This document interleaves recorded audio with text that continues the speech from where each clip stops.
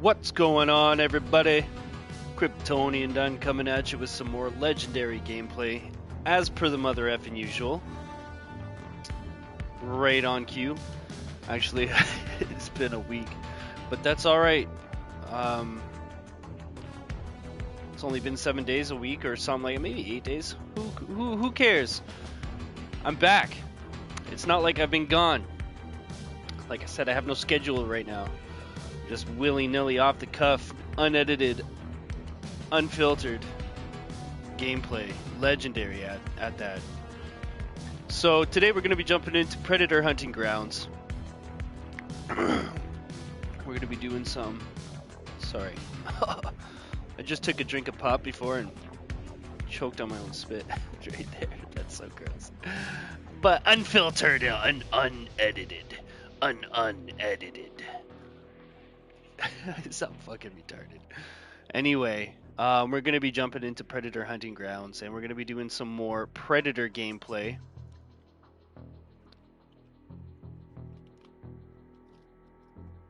And I did a little grinding off camera. And the grinding that I did, sorry, I'm just kind of also stalling until I get into my chat too, as you always know that I do that. There we go, live right here, Predator. Throw in a little smiley face. Where's my mask? There we go. Boom. I'm in the chat, baby. So, yeah, I did a little bit of grinding since we have last saw each other. Or heard each other, or since you've last heard me, however technical you want to get it. And I got all the rest of the tapes. That's kind of why my first couple days were like non-streaming, because I was just grinding so I could make this. But we're going to be going into we got some field lockers to unlock in between matches. Let's get going, by the way, to Team Predator. We've got some tapes to listen to as well. Check this out.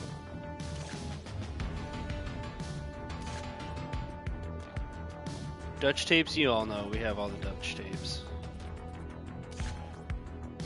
You know how we have all of the OWLF tapes now. Man, it was hard to get some of those. Some of those predators were relentless. The one predator even tracked me, watched me pick up the tape, and then let me get to the exfil and only killed me, while he let everybody else escape because he was hunting me, trying to get my tape out. But I got the tape. Number one, as I thought, was not my very last tape. It was my second to last tape. My very last tape I had to get was 12, Agent Key's Plasma Caster. But anyway, nonetheless, not only are we going to be listening to the OWLF tapes, but we are going to be listening to both the Dutch and the OWLF tapes in order, because I have done my homework and I have put all of the tapes in order because they both have dates. OWLF ones don't have any right on first sight, but upon clicking them and listening to one, this is Special Agent, you see a date immediately. So I've recorded every tape's date and I have put them in consecutive order, chronologically, and we're going to be listening to the story. I'm going to be taking some notes when I'm listening to it in order, because I'm going to be making a video that will be coming probably within the same 24-hour time period as this one, and it's gonna have all of the tapes in order without gameplay, just straight up lore, straight up Predator lore between Dutch, OWLF, and the other organizations, and Keys and his son and all that shit. I'm gonna be taking notes on, so I'm just gonna do a quick little video on that. And also, I have got, thanks to my awesome brother, has got me a 2 terabyte external hard drive for my PlayStation 4 for Secret Santa Christmas, and I'm just downloading a whole bunch of my games onto that right now. So things are going to be picking up too. Maybe I'm going to have to take a little hiatus for a little while because I got some things I got to take care of. But once I get those all straightened out, I'll be back posting again. It's just, you know, money's tight. Basically that. But anyway, once we get pick it back up, I'm going to have a ton of games to play. And make videos on. So I've freed up a ton of space on my actual PlayStation itself, so I can save a lot more clips and do a lot more PlayStation editing before I upload some cool things that I do maybe not on stream. So cool. Anyway, with that being said, let's open up some field lockers. I'm going to put my trusty notepad, my clipboard, and my pen beside me. And we'll get into some tapes after the first match, I think we'll do it. Also, I've unlocked some cool new things. See, my my Predator right now looks pretty badass. Look at that if you want. We got the straight. Yeah, okay, so I'll go through my classes again because I have revamped everything. Apparently, there was an update and you can't use some of the perks together anymore, so even though it showed I had perks, some of the perks you just couldn't use anymore, and when you clicked on it, all of the perks were wiped, so I had to like redo them. We got him. 87 Predator. 92 Predator. Or 97 Predator? Shit, I can't remember. Predator 2, City Predator. And then we got just a random Predator I made. It's supposed to be the sister of the Predator that came in the first one for Revenge or whatever. It's just for the class that I wanted. What class is this one? Scout. Then we got the Samurai one. And then we have the Alpha. Then we have the Net Trap. That was just so I could get my trophies, but I actually don't need the Net trophy anymore or the Bear Trap trophy because I have them both. So that class I can change at some point. Then we have Rumor. That's my class I'm playing with right now. We can switch to the 87 Predator, but I'm liking the playstyle that I've got with her at the moment. And I've got Berserker. And I've got the Viking when he comes out. The Valkyrie, well, when I eventually get them, not anytime soon. And then the Elder when I unlock them.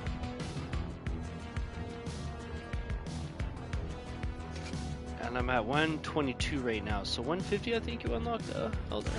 What is it?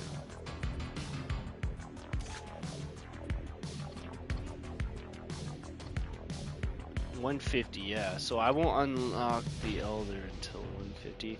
I'm assuming this would be like the Predator, because it's got the Predator 87 mask, right? But like all bronzed up and like older and stuff. So I'm thinking that this is like the what if the 87 Predator lived kind of deal. You know what I mean? Didn't actually die. Like close your eyes. Watch. Look at him and then close your eyes. All right, now open them. Boom. Look at that. Younger version.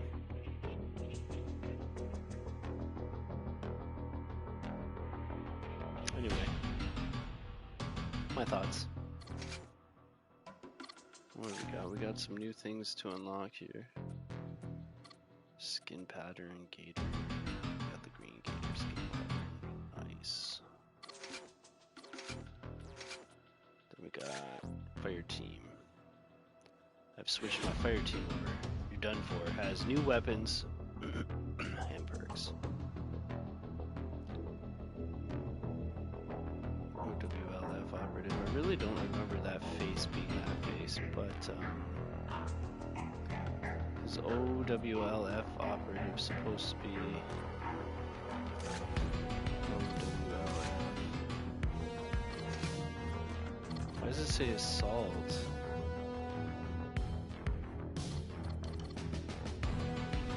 This game has been... See, look, it was always on it.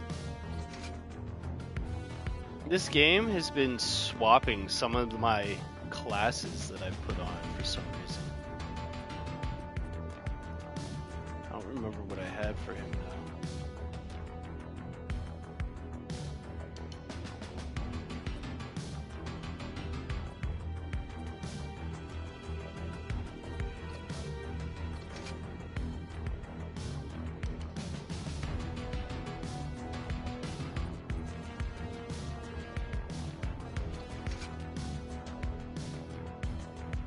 That's weird that he switched off, because he was definitely...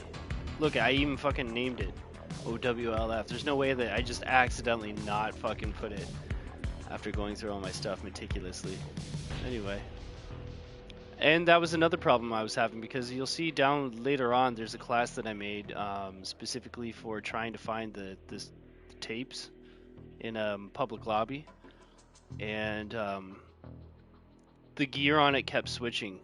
And I bet you it switched right now. We'll get down to it and I'll show you in a second, but there's that.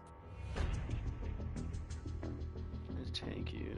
Switch tank you up a little. Switch most of my outfits to like the black instead of the jungle. Pretty confident that I could kill a Terminator now. Kill a Terminator. As soon as it popped on to fucking Arnold, I think of Terminator. Anyway. These are stealth ones. Shadow. And I only named it Shadow because stealth wouldn't fit.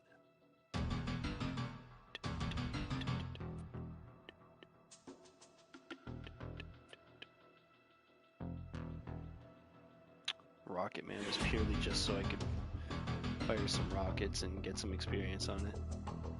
Like, for my character, EXP. And then this is the class that I made.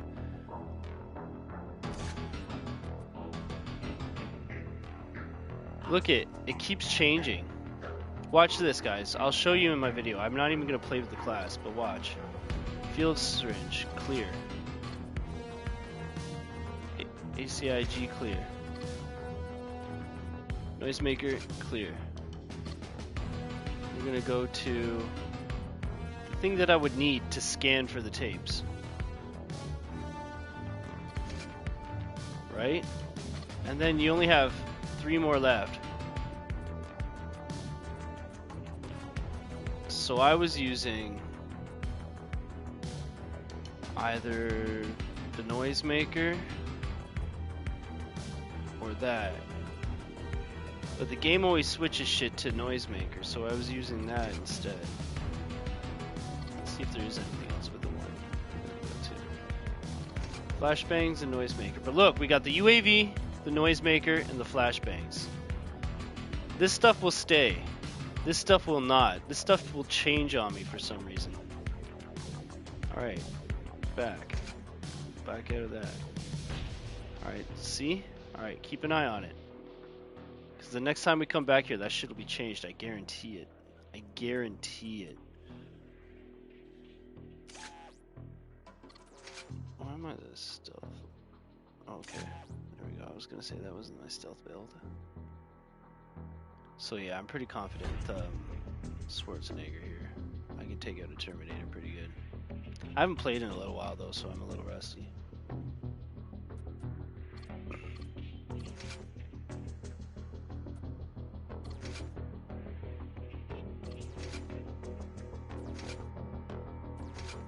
But those are my classes.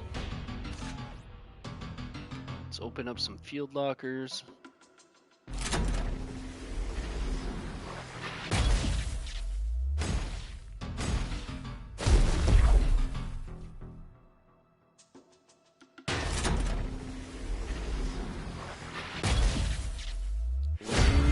Yeah. Nice.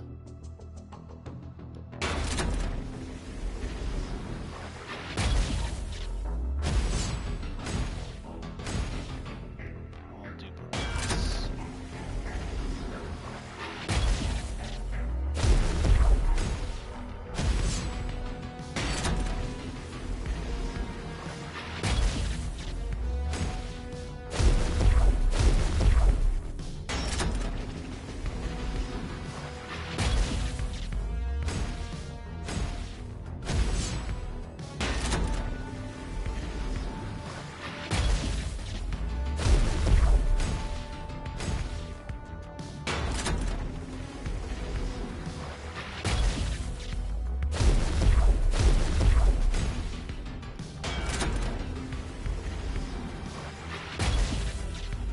Rapid fire fucking unlocking, baby.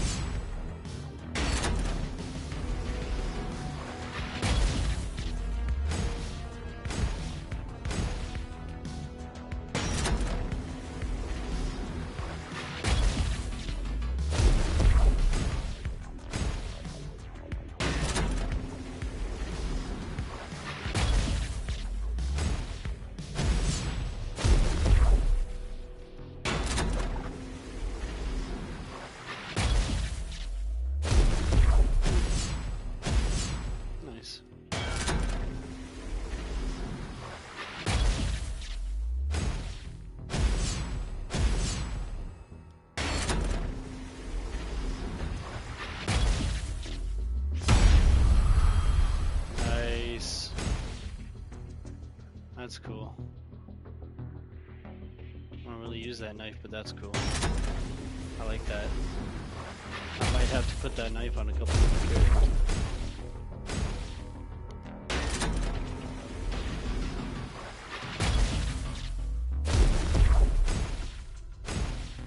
That is cool.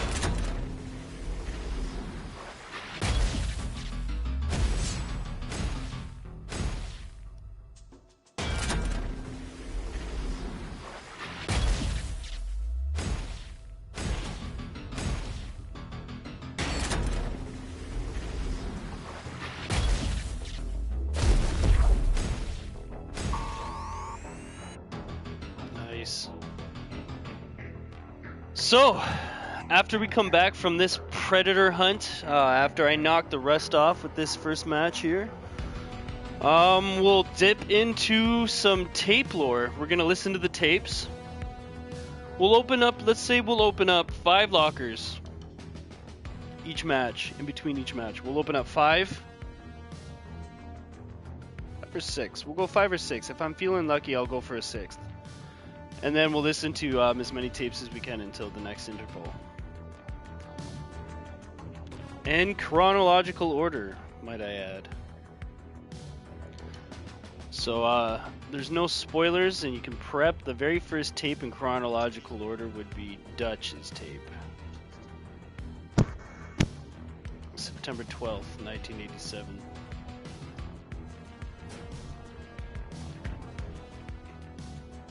Let's do it, baby.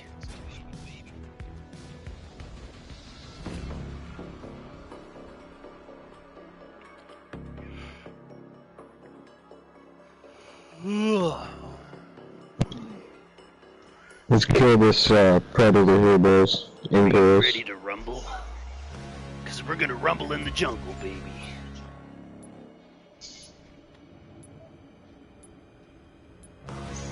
Yeah, what we talk about.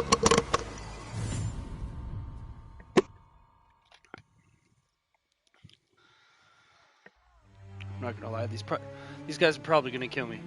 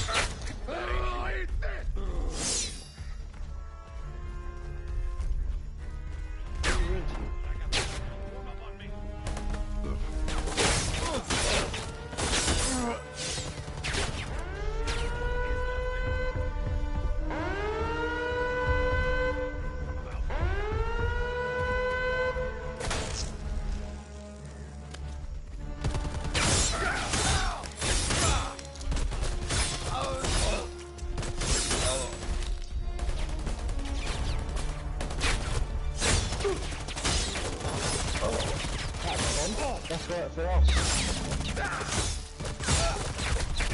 I'm reloading. Holy fuck, that's bad.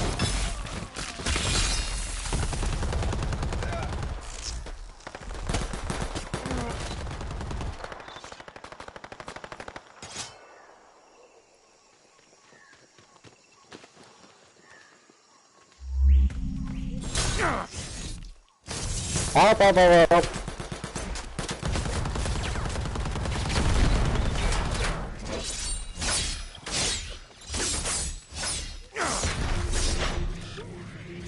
What a power in this fucking fun. Stand over these, you'll blow up. Got extra rounds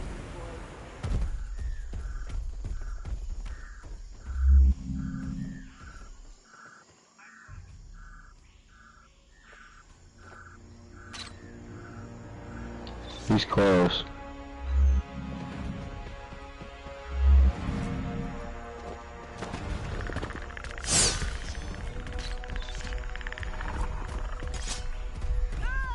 He's right behind me somewhere.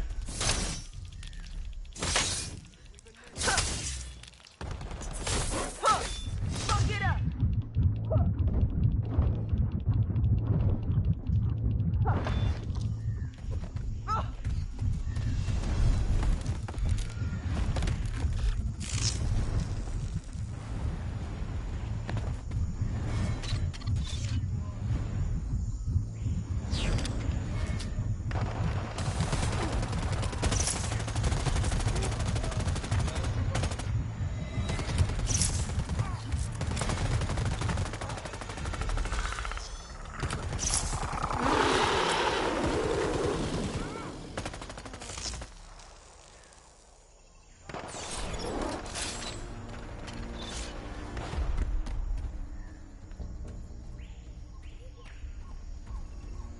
Target inbound wearing camo.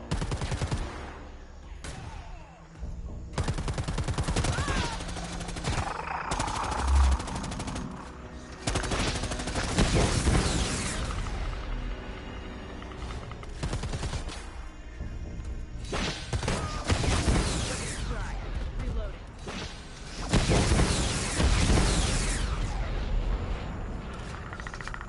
Yo, he's trying to hit me. I don't know where he is right now.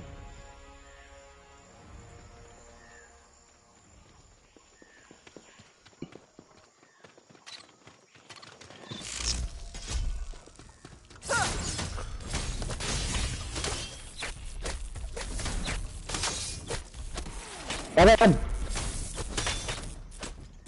What? I don't see this guy. Where is he? Mark him. Go over there!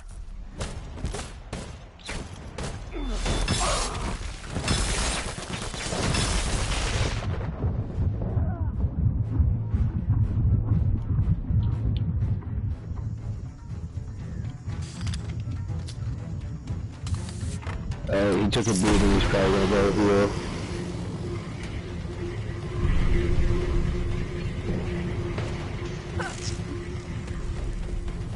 I have no idea where he just jumped to.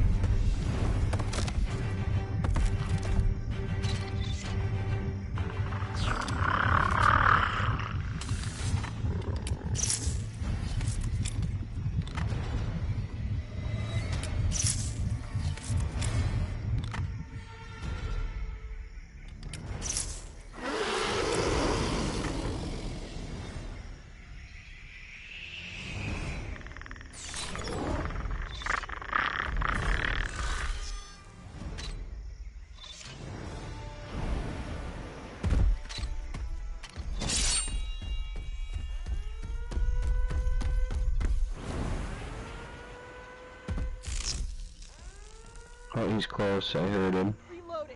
Cover It's me. fucking cloak. Yeah. Run away, Predator. Run away.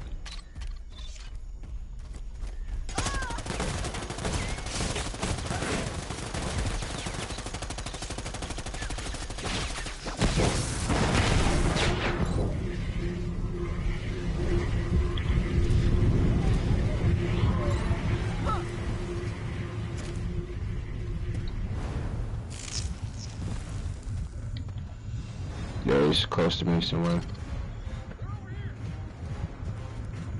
Damn it. Keep the cover.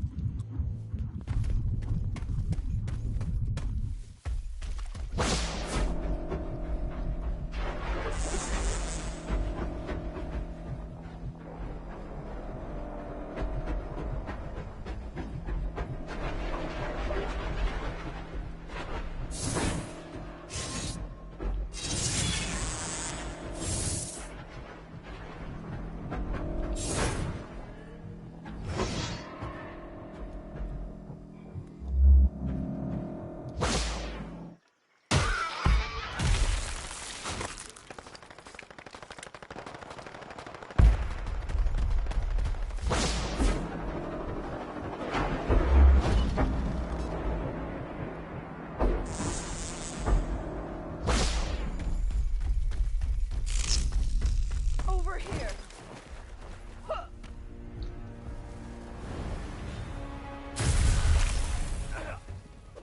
God damn, that hurt.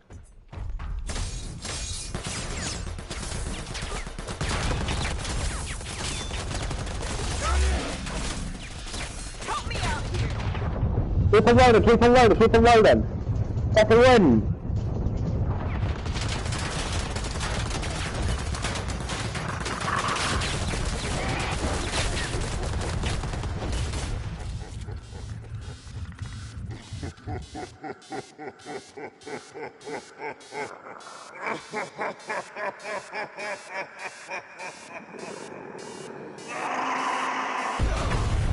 God damn it, I couldn't get far enough. Yeah, baby. I didn't make it far enough. Shit. Is anybody alive? No, I don't He know blew up who's too alive. quick.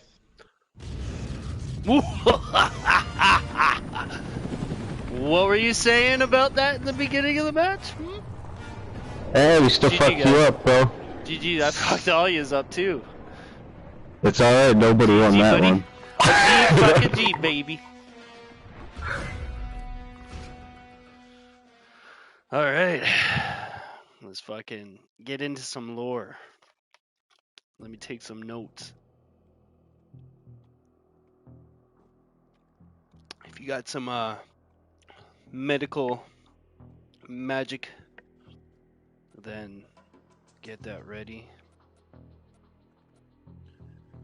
Let's do our 6 lockers, 5 lockers? Nah.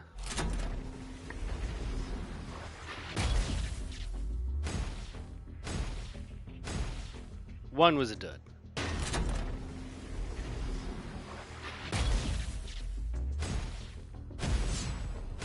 Two was a dud. I forgot. Those don't count. There we go. Oh, we gotta...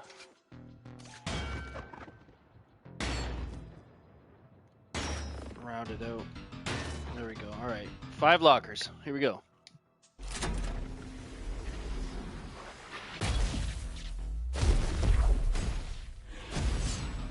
One.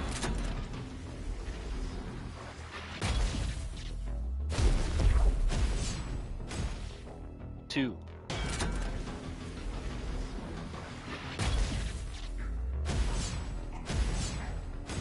Three.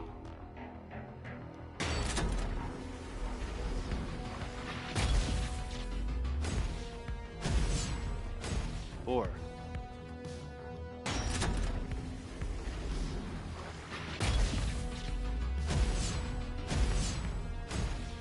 5.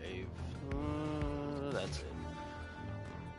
Don't want any more of that nonsense. All right, so the very first tape we go into is Dutch. September 12th, 1987. It's September 12th, 1987. My name is Major Alan Schaefer, also known as Dutch, U.S. Army veteran, Special Ops Commander, and the only survivor of the Valverde incident. These tapes are my personal testimony.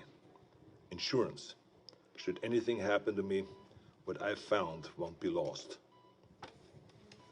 My team was brought in to rescue a Guatemala cabinet minister and his aide, who had been captured by guerrilla forces in Valverde. We located the downed helicopter, and the skinned bodies of those aboard hung in nearby trees, seemingly at the hands of guerrilla fighters. After assaulting their camp, it became clear that the mission was a setup. American intelligence had sent us to retrieve the captured agents who had been on recon for future military action. But none of that matters, because while we were clearing out the guerrillas, something was hunting us. An invisible killer tracked us as we made our way to the extraction point. In 24 hours, it wiped out my entire team. Rick Hawkins, Blaine Cooper, Mac Elliott, Billy Soul, Jorge Ramirez, and Al Dillon. The best soldiers I've ever known. Men I trusted with my life were butchered like animals. It was a nightmare. We walked in with guns, but it had perfect camouflage, advanced weaponry, and could see heat. It was strong and smart, a pitiless hunter. I waited, I watched, and when I understood it, when I saw how it hunted, I killed it. As it lay dying, in a final fuck you, it activated an explosive device. I barely escaped that blast. My radiation sickness and the crater of the explosion are the only evidence it ever was here. I've given my official statement to Agent Peter Keyes of the OWLF, but it's become clear I needed to investigate Valverde myself. Keyes was thorough, but he asked all the wrong questions. I mean, we have proof of alien life, but that life sees us as game. It's an alien whose first contact with humanity was to hunt us for sport. All Keyes cared about was the technology lost in the explosion. He can see the jungle for the trees. I see the threat. He sees the opportunity. Spies are all the same. I mean, we aren't people to them. We are assets. How many soldiers would he feed to those monsters just for a chance to steal from them or to learn from them? The government can't be trusted. So I'll have to do this on my own. I'm cutting my treatment short and going off the grid. I will make my way back to South America to Valverde. I was told that there were stories about demons who make trophies of man. I'd like to hear those stories. All right, so I gathered just actually pretty good chunk of notes there from that. What I can short form down drastically, but tape 2 is going to be Dutch's again. We're going into April 8th, 91. April 8th, 1991. I'm not dead yet. I'll admit, I regret not curing my radiation sickness. I must also note that it's a 4-year gap. This is 4 years later after recording his tape after the incident at Valverde. So 4 years have gone by, and now he's recording this tape. Before I left. It made leaving the country difficult. I cashed in a few favors, took one too many off-the-book flights in rusted-out buckets, but I made it back to Valverde.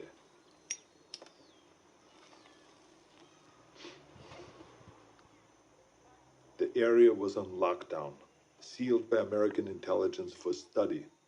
The complex centered on a crater from the alien self-destruction. I found the scientist slumming in a local bar. A few drinks, a couple of threads later, he was ready to talk.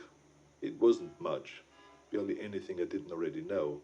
The blast emitted a form of radiation they'd never seen before. Some believed it was extraterrestrial, some didn't. Either they're not too bright, or there's nothing to find. I decided to let them keep searching in vain. It kept them busy and off my trail. I've been touring villages and small towns using the cover of an author writing about South American folklore. I don't know if any of them bought in, but they took my money and told their stories.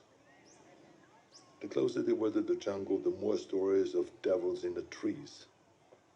Some were bullshit, made up on the spot, but some carried consistencies that I couldn't ignore.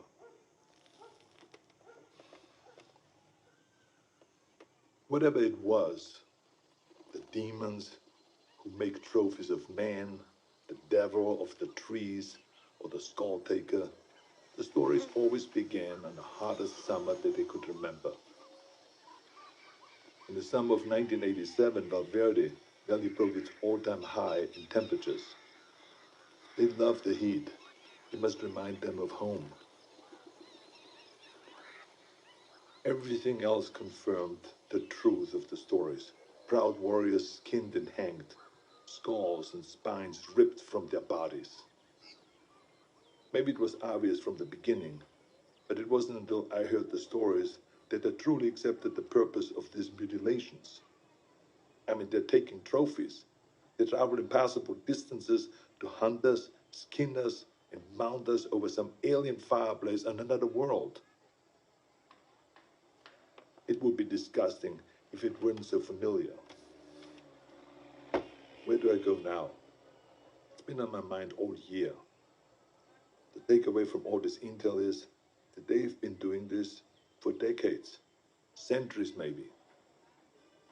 They're coming back, and I need to be there when they do. All right. And then that brings us to tape 3, which is June 27th, 92. June 27th, 1992. It's hard to remember that the most important part of an operation is patience. You can plan the perfect op, but you can't account for everything. If shit goes south, there's nothing to do but to adapt and finish the mission.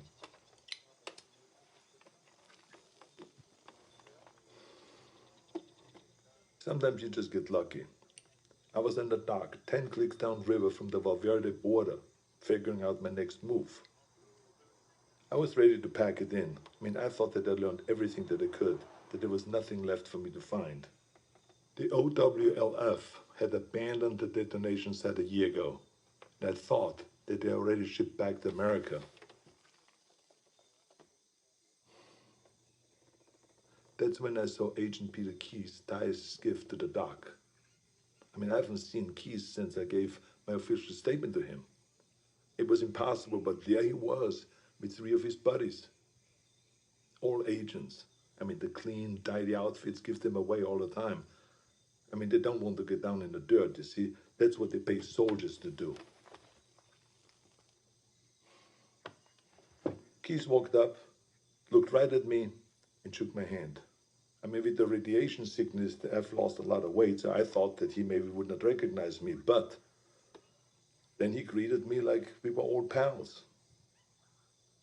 Keyes is a good spy, saying nothing, implying everything. We spent the next few hours trading war stories at the bar. If you had heard us, you would never have suspected we were trading intel on an alien manhunter.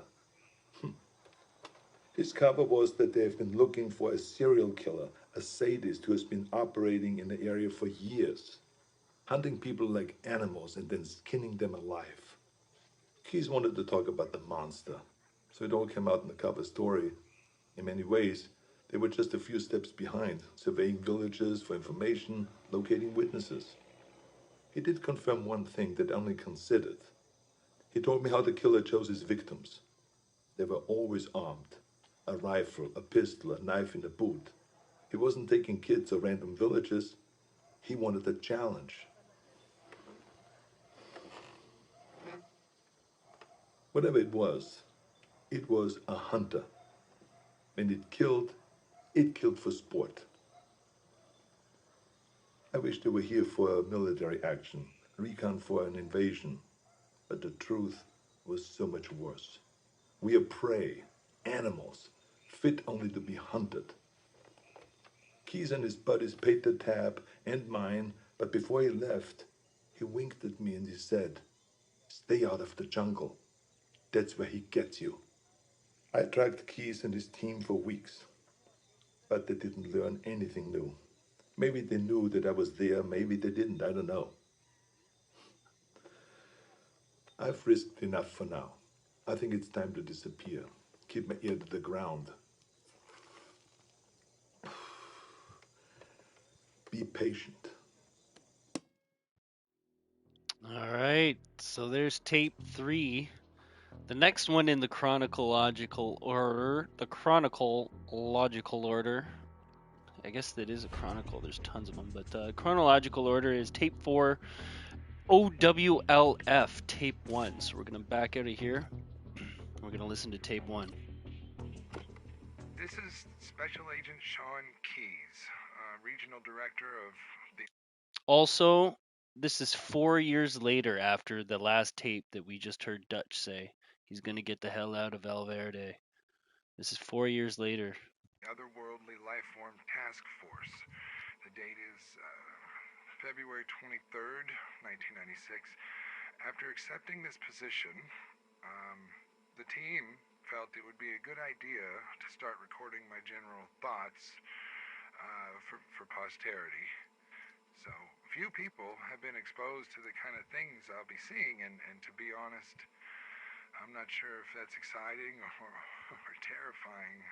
Regardless, now that I've been fully debriefed, I can get to work investigating this fascinating species. Director Peter Keys, my father, was part of the OWLF in 1987 when first contact was made with the Predator by a team of highly trained Special Forces soldiers in South America. And the Predator was disabled by the last surviving member of the team, triggering a powerful self-destruct mechanism. My father and his team interviewed the survivor extensively, while an OWLF survey team combed the blast area for any evidence. Besides some additional information on the species from the survivor, the team found very little to recover. It's been nearly 10 years since first contact, but I hold out hope that this is a sign of things to come. Awesome. Got some there. I just want to see This is Special Agent Sean Keys. Regional Director of the Otherworldly Lifeform Task Force. The date is February 23rd, 1996. After accepting this position, the team felt it would be a good idea to start recording my general thoughts for posterity. So, few people have been exposed to the kind of things I'll be seeing, and to be honest, I'm not sure if that's exciting or terrifying. Regardless, Should have just now wrote that I've on been this. fully debriefed. All right, so I thought it was pulling us into a match. This is Otherworldly Special life Agent forms. Sean. Yeah, that's what I thought. Forms Task Force. Sweet. All right, so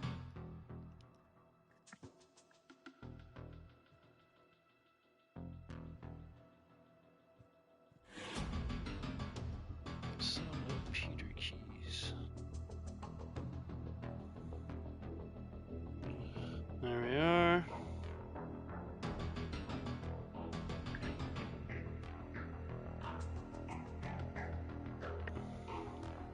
I thought we just got a match. It's connecting us.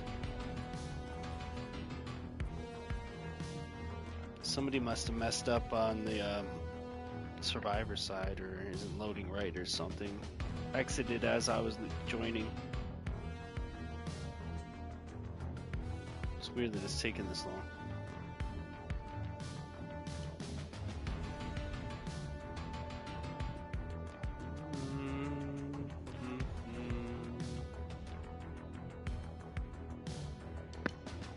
No. Connect us.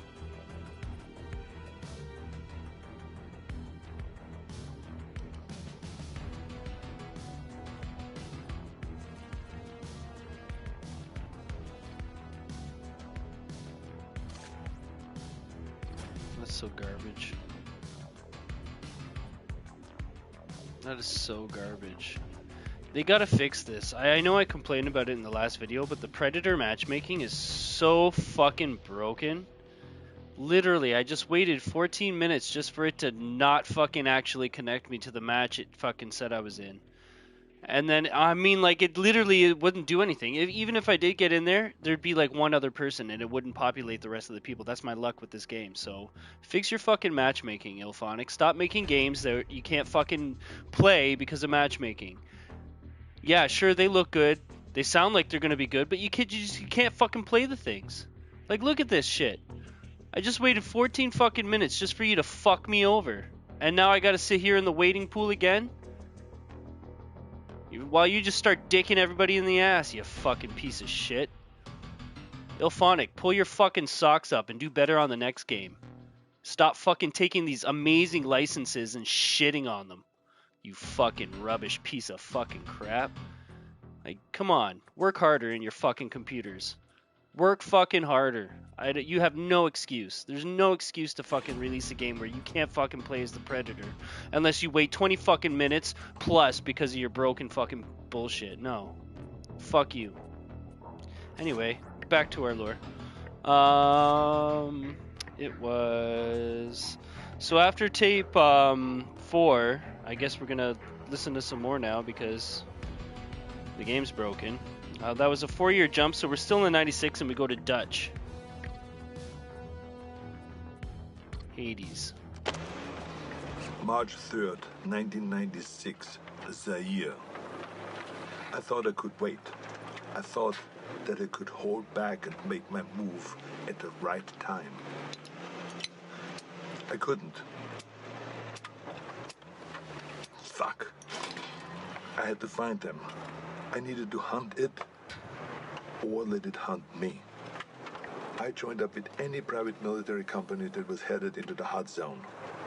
I pulled every string, cashed out every favor just to follow the sweat and the death that attracted the demon.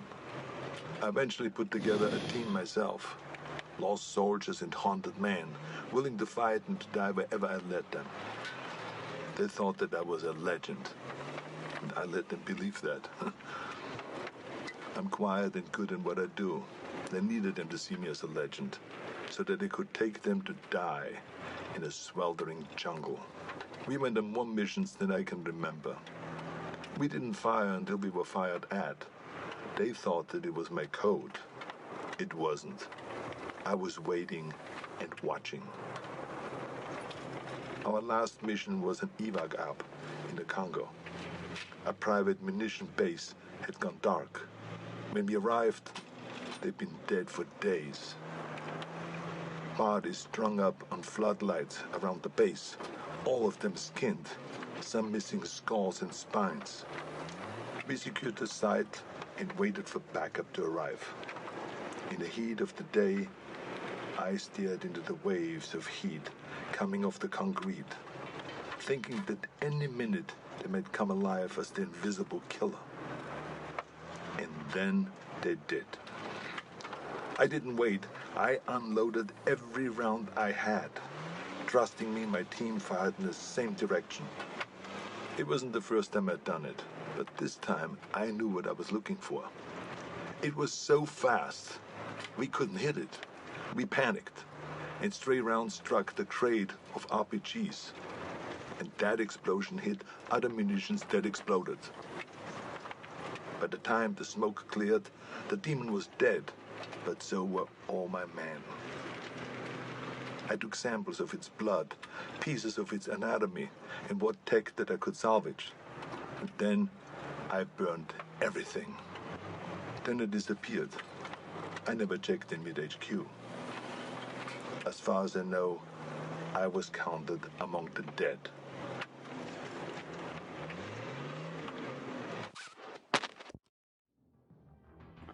All right, and after Duchess, we go to OWLF Tape 2,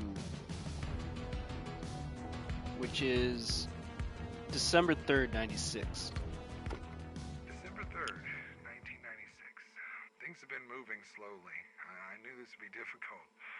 But there's finding a needle in a haystack, and then there's finding a needle in 20 haystacks. I've spent most of my time sifting through hundreds of documents and countless data entries trying to understand the predators, a name my father apparently gave them.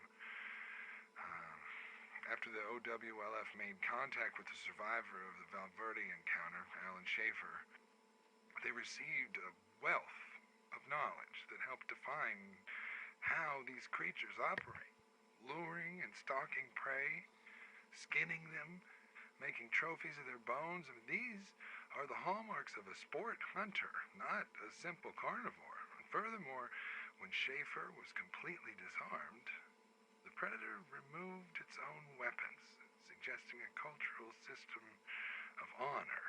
And after the first encounter, things started to fall in place. Some details and past stories yielded more data in retrospect. And these notes, looks like we've had multiple documented encounters over the past few years, but nothing that yielded more than stories and other anecdotal evidence. And then after that, the seventh tape in chronological order is tape 3 of the OWLF. And that is February 12th, 97. February 12th, 1997.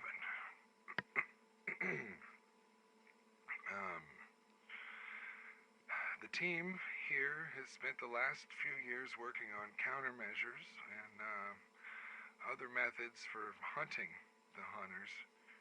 If we can get the jump on one of these bastards and catch it alive, the world would change forever. It's strange that nothing has ever been recovered from a predator encounter. No body, limb, even a finger has ever been found, although this isn't entirely surprising. The predator is perfectly designed for covert hunting. I mean, we can't see it because it employs advanced light-bending technology that renders it effectively invisible. However, it can see us perfectly through active infrared scanning, and we're betrayed by our own natural body heat. Fortunately, the infrared isn't too advanced. Dutch Schaefer was able to evade the predator's sight by covering himself in cool mud. So this led the team to develop a bodysuit that similarly masks the wearer's infrared signature. And we're still working on ways to counteract the cloaking system, but recent efforts have been encouraging. All right, so that was tape 7. Tape 8 will be OWLF tape 4, July 2nd, 97. July 2nd, 1997. It's happening. Also, the second movie's occurrence. We've gotten word that a crime scene in Los Angeles reportedly contains hanged, skinned bodies. LA's also experiencing a record heat wave, which correlates the data suggesting that ambient heat is a factor when predators choose their hunting grounds. Now, I'm convinced that we're experiencing a new encounter. The field team boarded a plane hours ago and should be on site before the end of the day. To maintain secrecy, my father and the OWLF agents are going undercover as DEA agents investigating drug trafficking in Los Angeles. Our intent is to capture the city hunter alive. Now, with this goal in mind, we've outfitted the team with infrared suits, nitrogen-based freezing mechanisms, and a broad surveillance package to monitor his... I was hoping it was going to finish that tape before we got in there, so we'll have to give that tape a listen again, just in case I missed any notes, and, you know, just for the sake of listening to it fully. But we're on our way, and see what I mean? How I knew that something was fishy the last time? It should have pulled us straight into this. But no, it didn't. What's going on?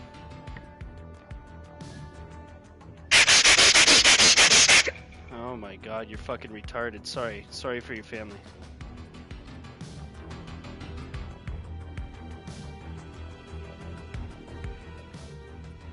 And if that offended anybody, then you're obviously not the fucking right type of viewer, because I didn't mean that in a harmful way, or not trying to hurt an entire category of people. I mean, stop riding the snowflake.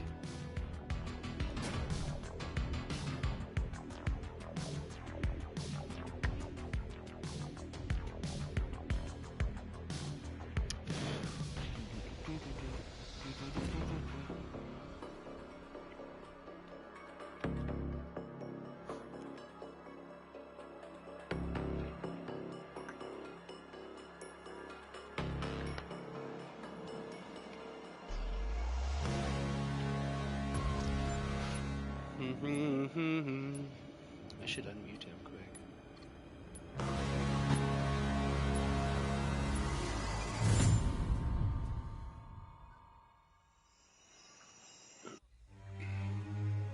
I had a quick thought there at the end. I'm like, I should definitely unmute this fucker so I can hear him.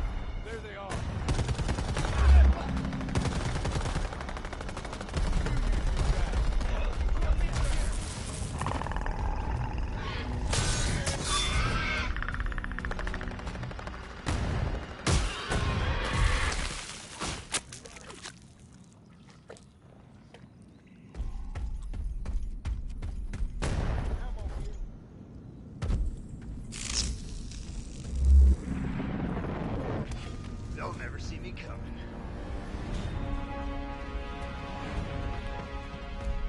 Ah!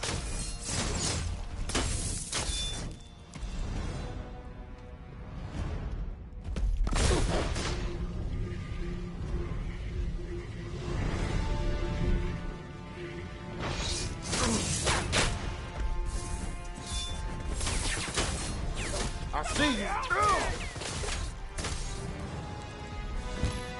Here it is. Got them all, baby. Get over here.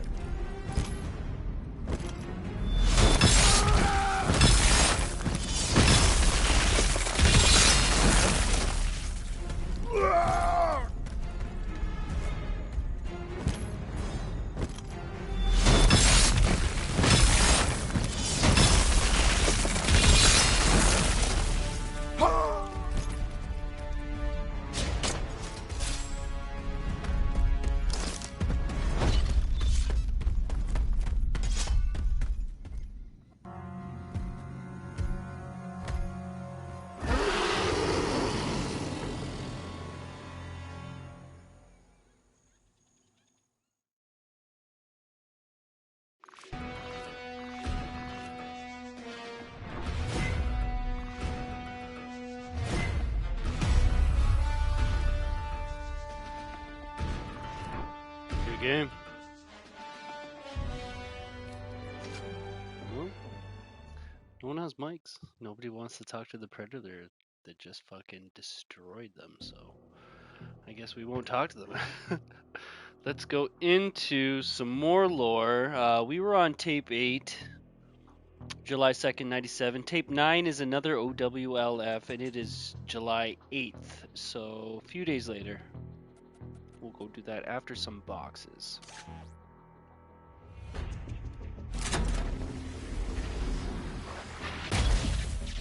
I forgot to queue up Predator, didn't I? Hold on. Oops.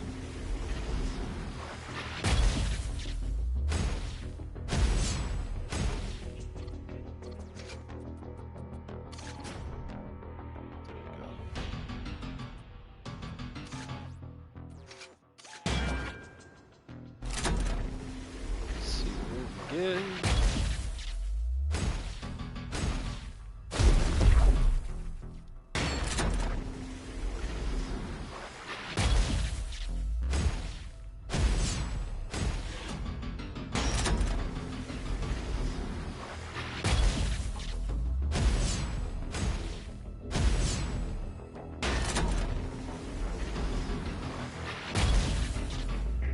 Oh yeah. Nice. Violet shader. Sweet. I like it, I like it. Let's go for another.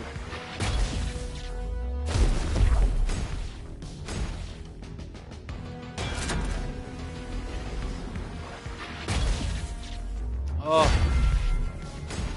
Except for it's on the stupidest fucking item I could have had in my entire inventory.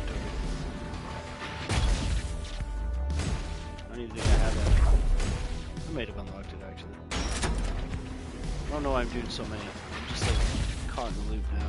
Oh no, we're getting off after this one. Look at this. Blue, blue, blue. Ha! Alright. Back to the lore. OWF. And this is tape 5, so. July 8th, 1997. I Wait, just received we didn't get to finish this one, sorry. July 2nd, 1997. It's happening. We've gotten word that a crime scene in Los Angeles reportedly contains hanged, scanned bodies. LA's also experiencing a record heat wave, which correlates the data suggesting that ambient heat is a factor when predators choose their hunting grounds. Now, I'm convinced that we're experiencing a new encounter. The field team boarded a plane hours ago and should be on site before the end of the day. To maintain secrecy, my father and the OWLF agents are going undercover as DEA agents investigating drug trafficking in Los Angeles. Our intent is to capture the city hunter alive. Now, with this goal in mind, we've outfitted the team with infrared suits, nitrogen-based freezing mechanisms, and a broad surveillance package to monitor as much of the city as we can. I shouldn't get my hopes up, but this still could be some kind of, run-of-the-mill homicidal maniac, but I wouldn't put money on it. Until our team receives confirmation, we're holding back to prep the lab for receiving. The next few days should be interesting. Nice. And then it's next July one. 8th, 1997. I just received positive confirmation from the LA team. There is an active predator and its hunting ground is downtown Los Angeles. Yeah, I baby. still haven't fully processed that this is actually happening, but I need to, and fast. The surveillance team has been tracking its movements, developing a consistent pattern for how the alien hunts. The rest of the team has set a trap at a slaughterhouse in the warehouse district where the predator's been feeding. A helpful bit of information that confirms the hunting is solely for sport and not nutrition. The plan is to deploy countermeasures, then covertly assault a predator using the heat-dampening suits. It's a risky gambit, but with such a limited timetable, we have to take opportunity when we can. I think it's the best thing we just head to LA and establish a mobile lab so we can be ready the second the predator's captured. If this goes to plan, we'll be involved in one of the most momentous moments in human history. Alright, so that was tape 9. Tape 10 and 11 are basically the exact same day, I think recording different events after. So tape 10 is OWLF and it is July 10th, so again a few days after. July 10th, 1997. It's been several days since the LA encounter. The director of the OWLF, Peter Jacob Keyes, my father, was killed in the line of duty attempting to capture the predator codenamed City Hunter. I was in Los Angeles that night. I was prepping the mobile lab for capture, only to receive a panicked message from a survivor of the raid. The City Hunter was more prepared than we had thought. We managed to kill most of the team inside the slaughterhouse, including my father. It's a dark day for the OWLF. We failed to give mankind proof we're not alone in the universe while simultaneously letting a threat to our species slip through our grasp. But we have to move forward. While we did fail to capture the City Hunter, we collected an impressive amount of data on it. Most significantly, an account from Detective Lieutenant Michael Harrigan, who supposedly killed the City Hunter with one of its own weapons. In his statement, he reported that shortly after the City Hunter expired, a host of older aliens appeared. They spared Harrington, allowing him to leave. Taking the City Hunter's body with them, they launched their spaceship into the night sky. We retraced Harrigan's steps based on his testimony. And while battling the City Hunter must have had its share of collateral damage, there was little evidence that could be differentiated from the normal gang violence found in Los Angeles. However, in a rather nondescript alley, we did find something that, while not worth the price that we paid, will pave the way to making our sacrifices not in vain. It was blood.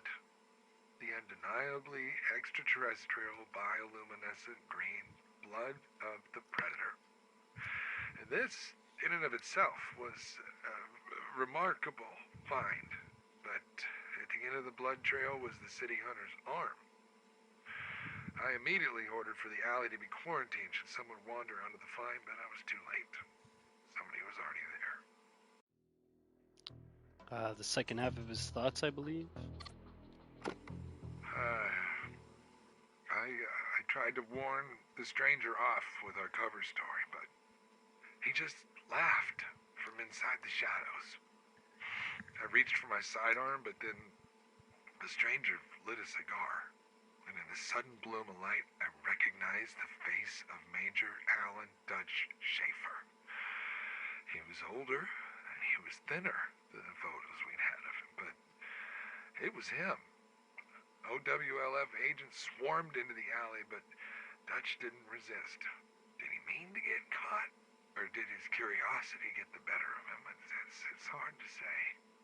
The last known whereabouts of Major Schaefer were in OWLF custody shortly after having been interviewed by my father, then Special Agent Peter Keyes, shortly after the Valverde incident. The last time I heard of Dutch was when he vanished from OWLF custody after my father had questioned him concerning the events in Valverde. But here he was, in the same place as another Predator attack. In the debriefing, he tells me everything, how he was good friends with my father and how he'd been unofficially let go to help hunt down and find these creatures.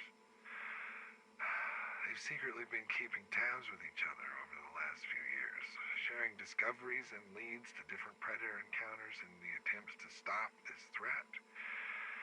After seeing the signs, he too showed up in LA to help track down the city hunter, but limited resources kept him from getting here in time to do anything.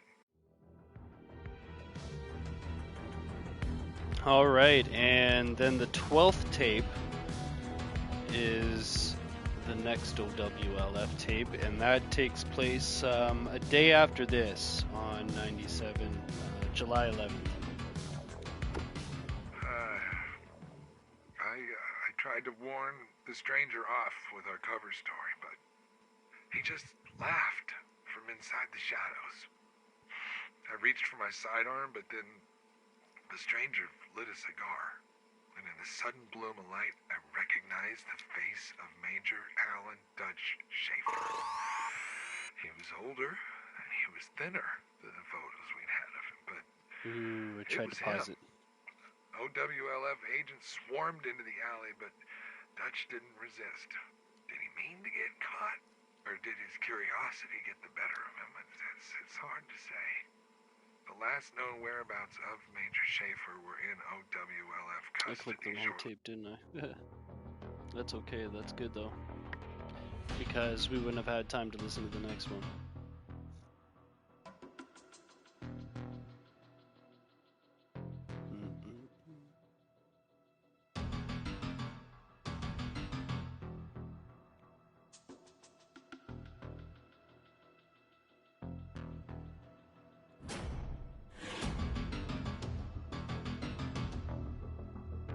Hit square if you're ready to die.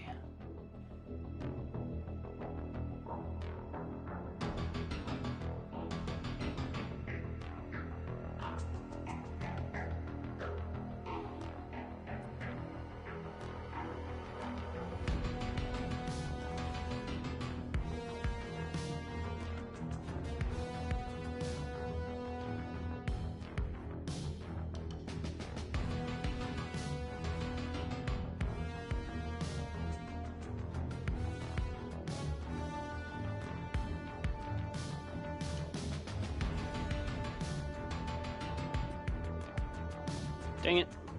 Alright, I'll be right back. Hold on.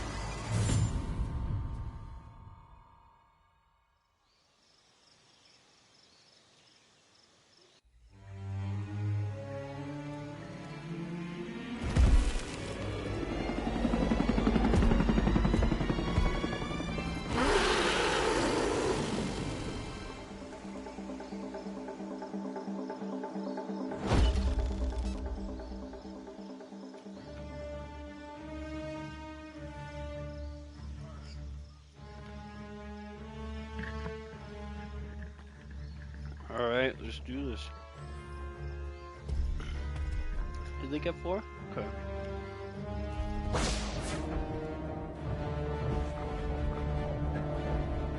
Ooh, that's cold. Hold on. I gotta throw the blanket on. There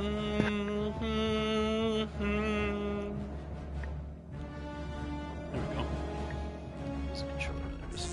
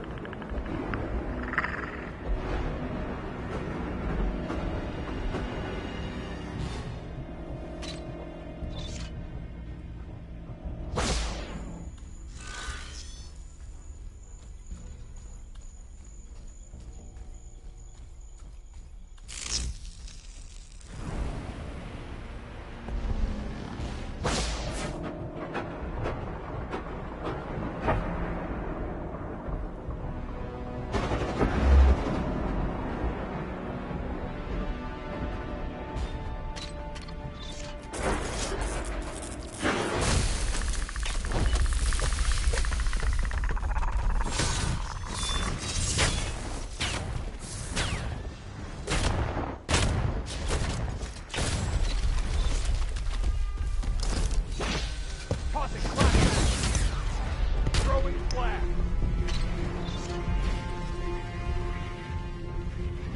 Here and help me.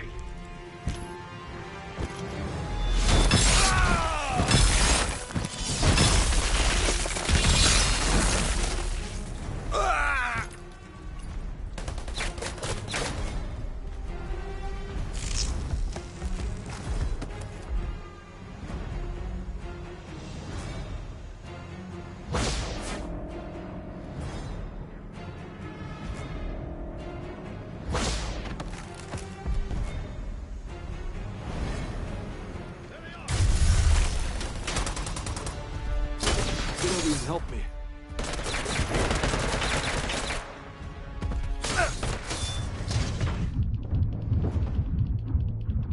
Get me up. Died today. I put rounds in it. He was always going to be in the jungle.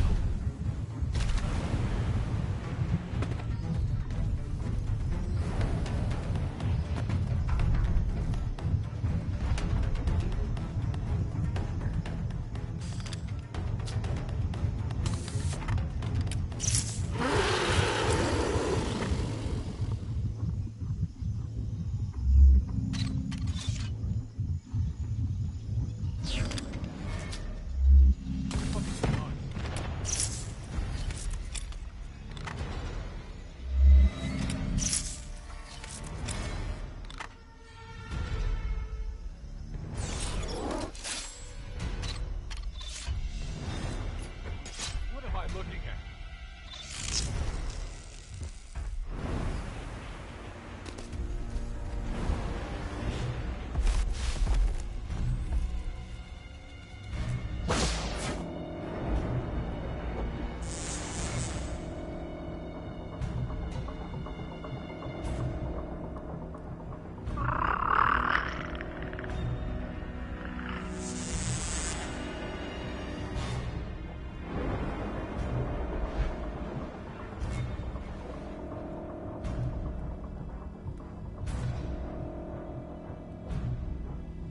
Couldn't hear the shooting because of the music.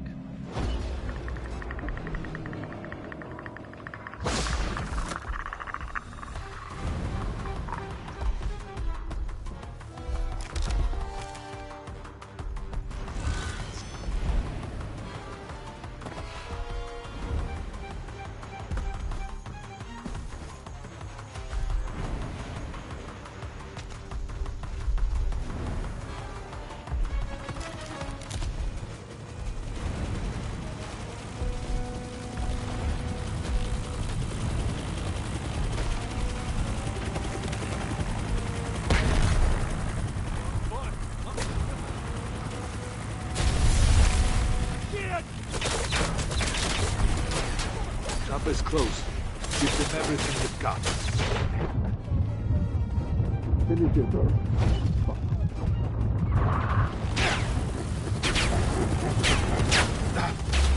Get to the chopper. Move, move, move! Get over here! Go, go, go!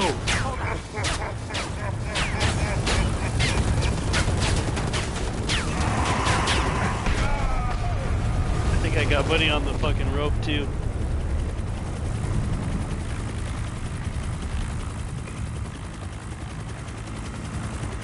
Hell yeah.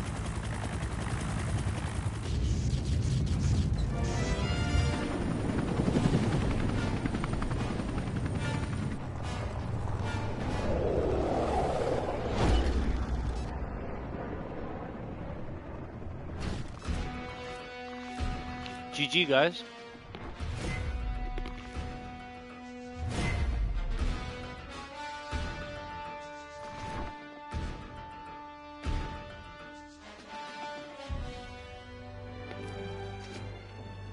Well, quiet wins again. So, tape 12, I think we were on 12. Yeah. Let's do 5 of these after we launch.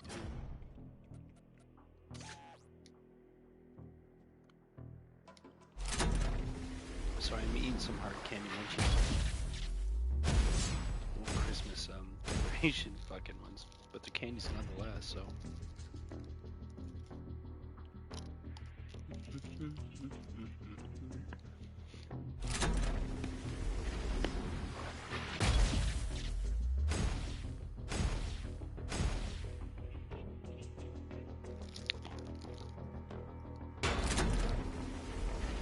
if we get this one.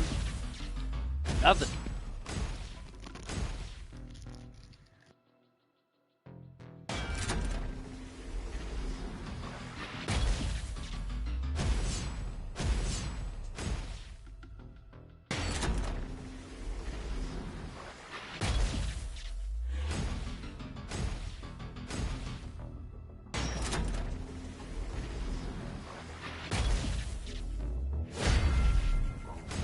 That's what we're looking for.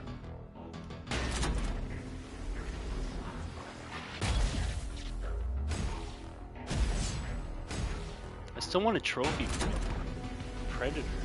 I want like a skull trophy.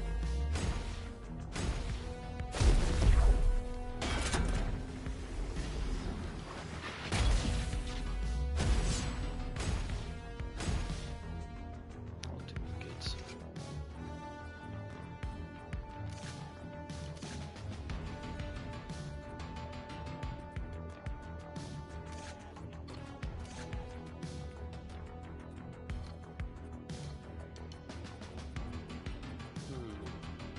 What other cool masks can I unlock? Oh, I know what I can unlock.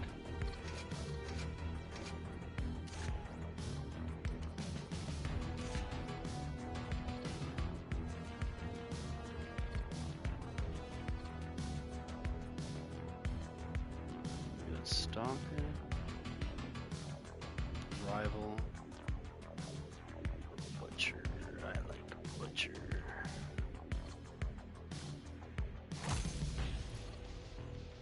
Got the Butcher baby.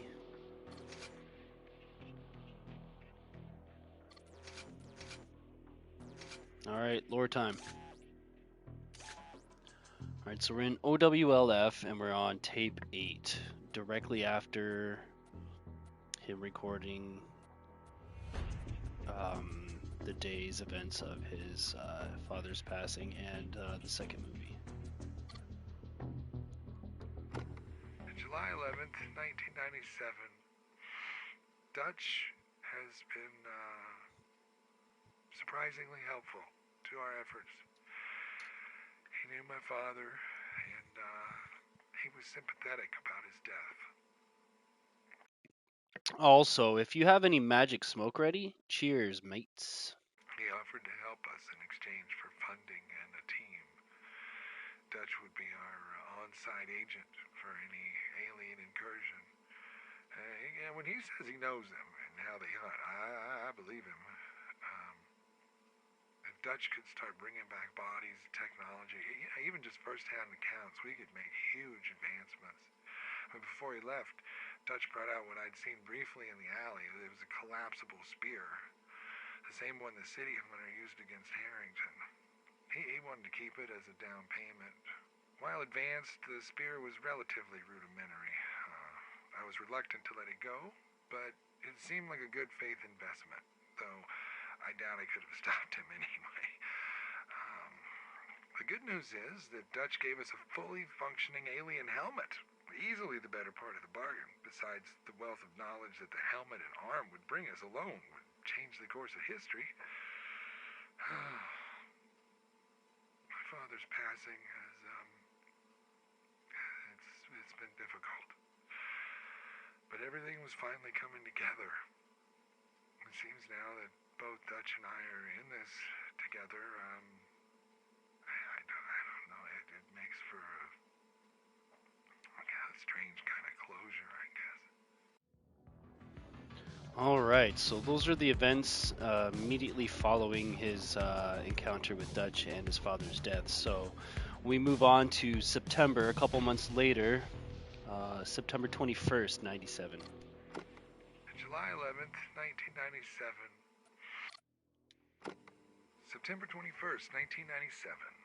My father's associate and close friend, Agent Adam Garber, has been chosen to head up OWLF operations, and he's chosen me to help him directly with research and operational efforts.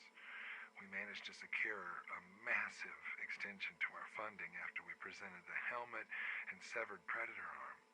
And after discussing it with Garber, I convinced him to keep Dutch and his crew off the record as much as possible. So Dutch can do so much more working alongside us than he ever could working for us officially. Appropriated funds for Dutch and his team have been marked as cleaning services. Studying the arm has revealed so much about the Predator physiology, and we are just now scratching the surface of what this helmet can do.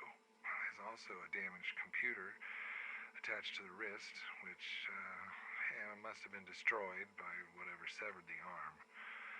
It'll be a slow process, deconstructing, analyzing, reverse engineering the alien technology, but every discovery will be monumental as we learn more and more from a species so much more advanced than our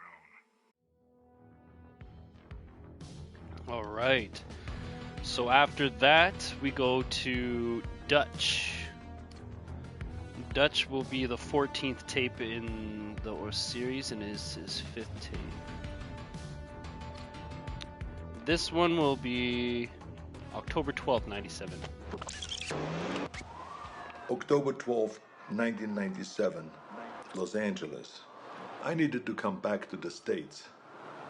It wasn't impossible to sneak contraband through customs, but I wasn't willing to risk what I found in the Congo falling into the wrong hands.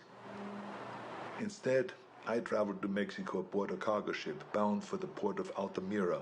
From there, I made my way to Tijuana and I bunkered down. I had tangible proof of extraterrestrial life in my possession, but no idea what to do with it. I'm not a scientist. I did a soldier's duty and secured valuable intel.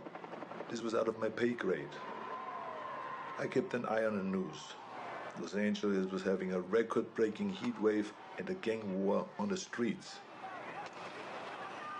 It was perfect. I could feel it in my bones. I'd been tracking them for so long, I could think like them. I could smell the prey. I could see the hunting ground. I had to get to LA. Crossing back into the States from Tijuana wasn't that difficult, but by the time that I'd reached the city, it was already over. Like Valverde, the OWLF only found crumbs. What I'd hoped might be an alien ship turned out to be only a launching site. I wanted it too much, and I got sloppy. I breached the OWLF's quarantine and was captured. I'd hoped to be bailed out by Agent Keyes, but he died. With Keyes gone, the OWLF was leaderless and disorganized. I was interrogated, but I negotiated my release by bartering the alien materials that I'd recovered from the Congo. During the negotiations, it was clear how little they knew. They needed someone who understood the threat, so I offered to work with the OWLF as a consulting advisor. They had the funding, the technology that I needed to continue my hunt. I wouldn't work for them, but I would work with them. There will be a weapon that I can use to hunt down these predators as they move to fresh ground.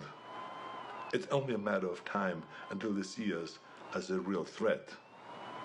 When the prey can fight back, it's no longer a hunt. It is war.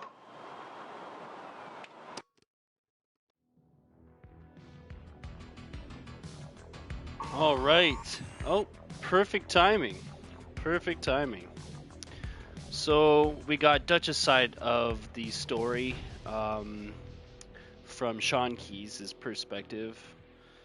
And yeah, things are aligning pretty good with them. So we'll see what goes along afterwards, after I slaughter some more people. See if they can get this predator body. So this is the OWLF trying to get predator bodies.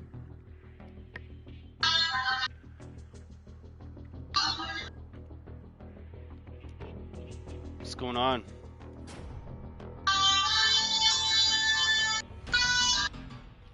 I really hope you play that music while you're playing the game so I can find you and kill you immediately.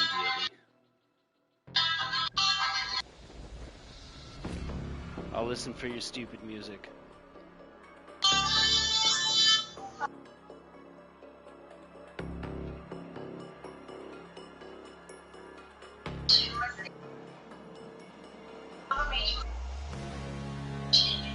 Bam. Want some country?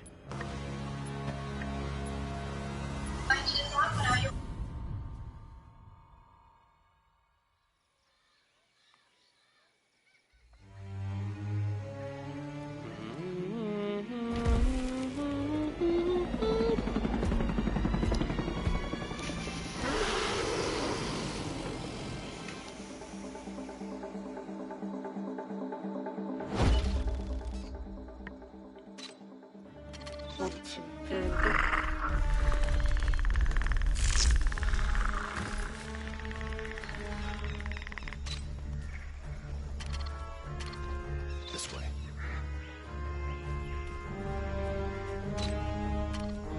Over here! Over here.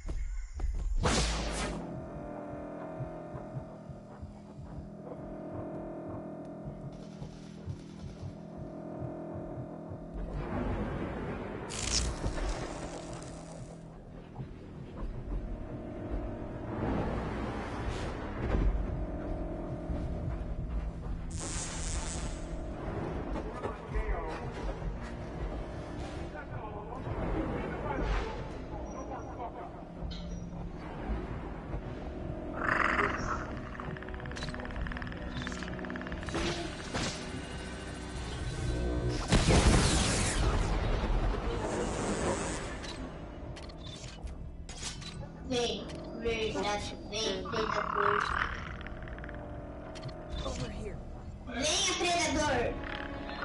Quem?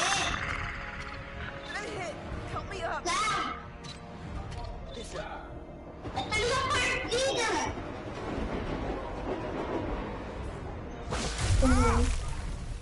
The mission just changed. Kill this!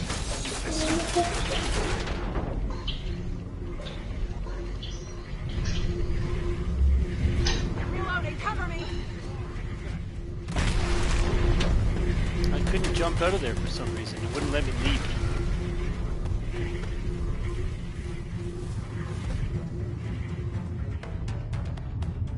Stuck on this fucking thing too.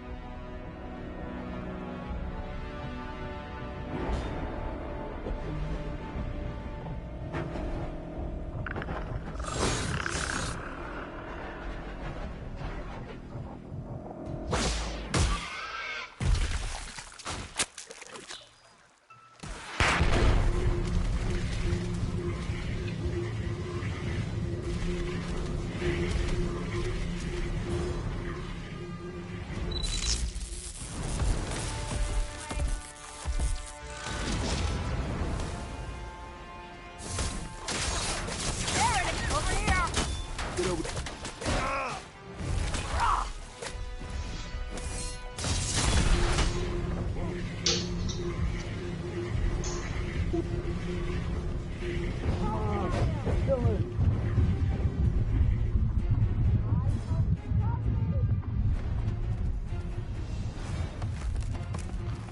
Glad you got here when you did. Not leaving you here.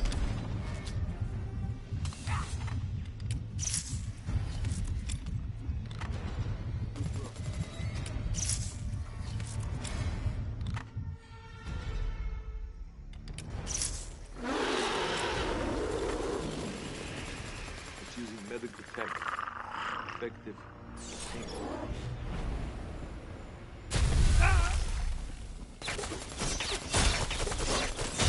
I'm hit. No!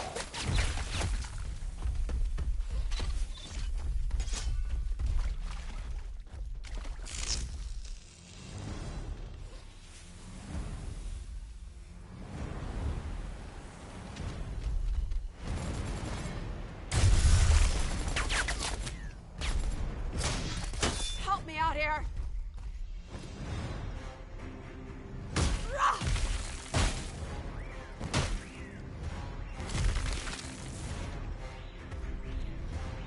Got him.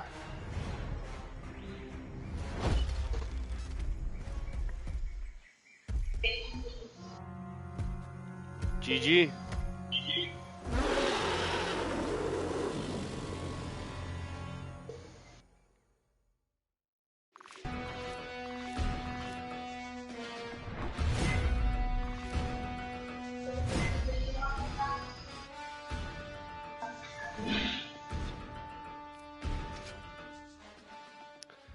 All right, that's how you whoop him into shape, boys and girls.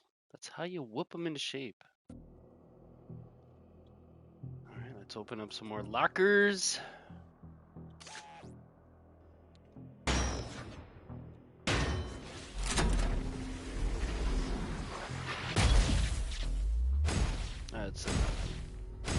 That's a big old dud.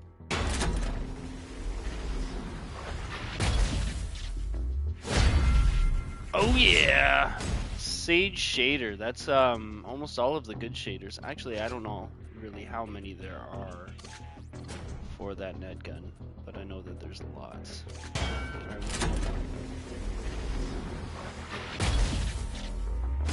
Ooh, maybe we'll do another. We're getting some nice colors here.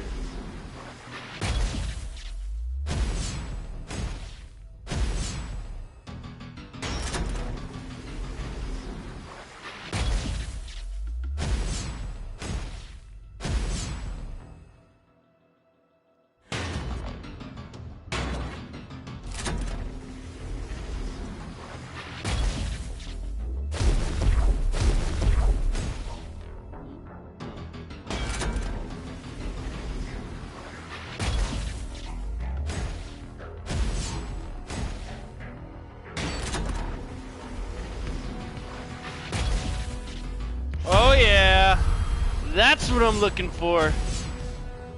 Look at that, skull cleaver. Oh, I'm getting some nice stuff for those knives. I want a predator trophy. Come on, drop me a predator trophy.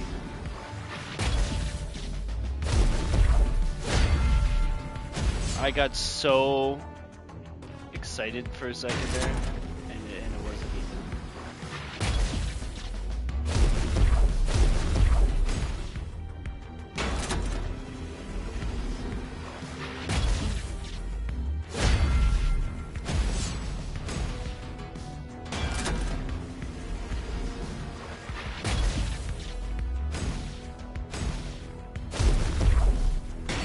That was a nice golden grenade launcher. That's cool. My nose is so stuffy. Oh, I hate it. That's it for lockers. Let's buy a couple. 2, 3, and 4.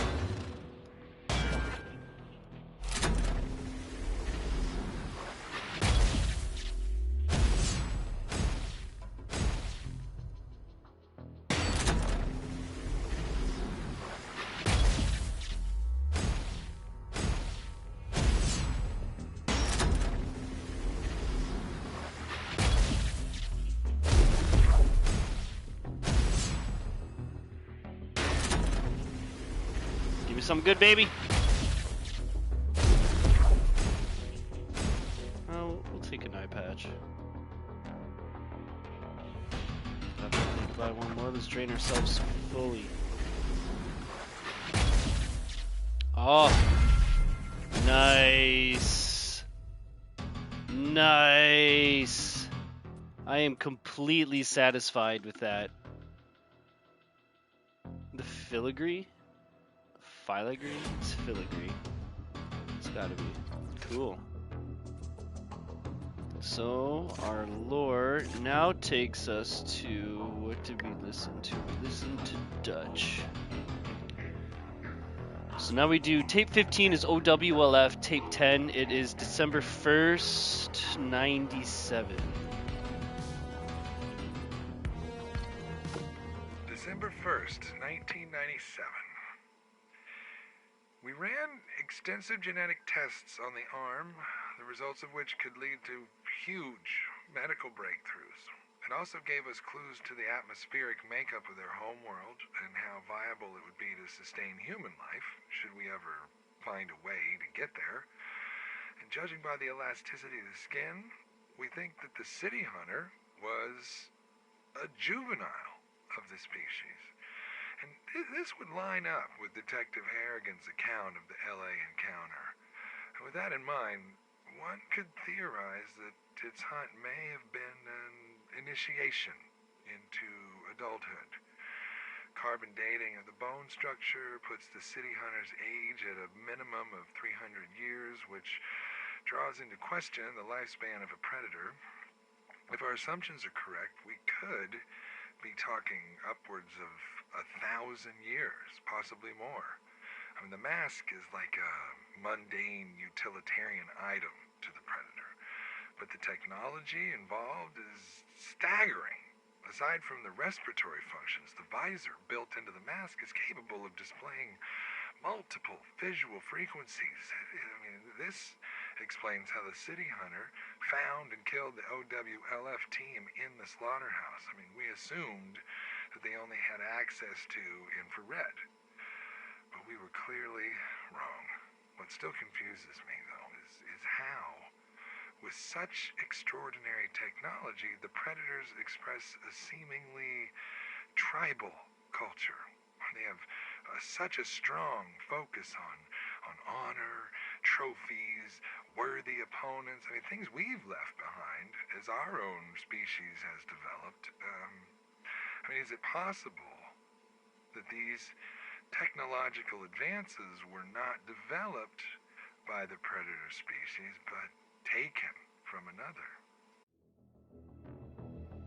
Dun, dun, dun. So, that is tape 15. Next one is tape 16, and that is OWLF tape 11. March 12th, 1998. I paused the tape so we don't listen to that. Tape 11. We're going on number 16 in 28 tapes, so we're just over half. Just over half. Not too much. Not too shabby.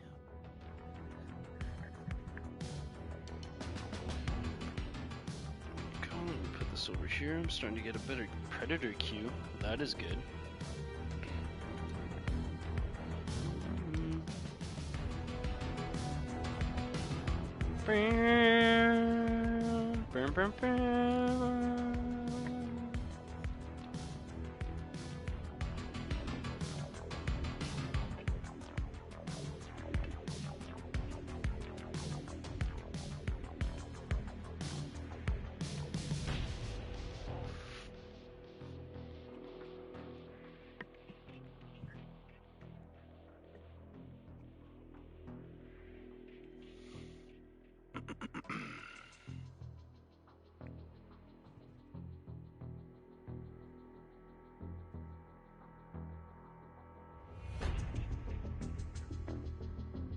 Come on, fourth teammate. You know you want to join. There we go.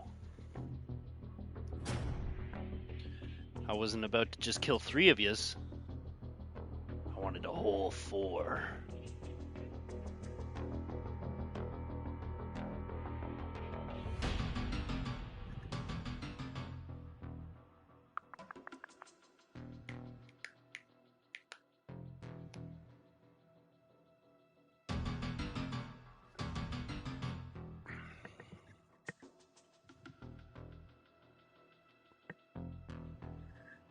I don't think you guys are ready for this.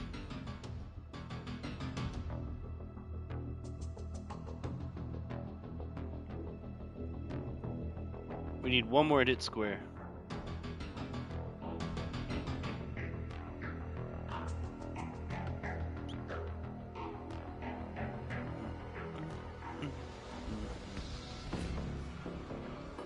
Dun, dun, dun, dun, dun.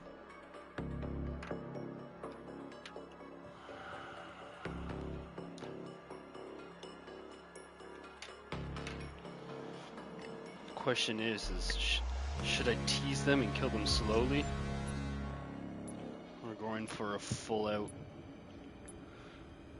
technology ablazing assault?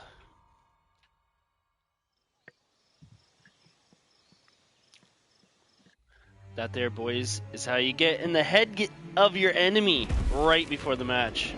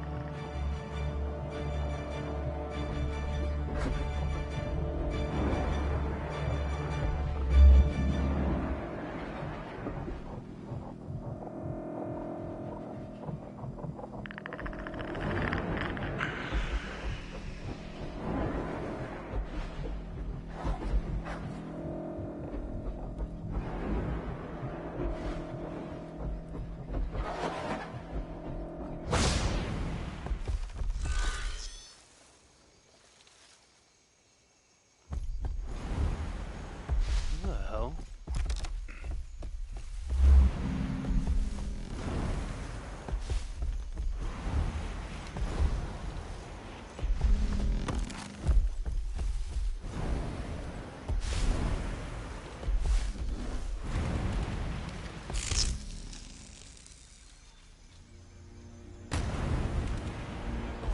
That ain't human.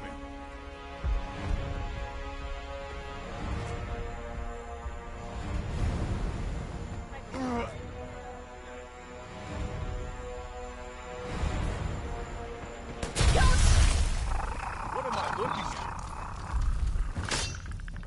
I'm hit! Help me up!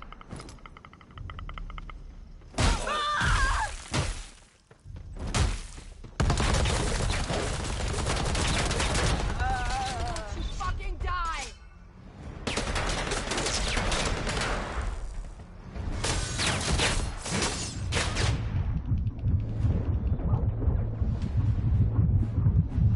Damn, I got stuck on some.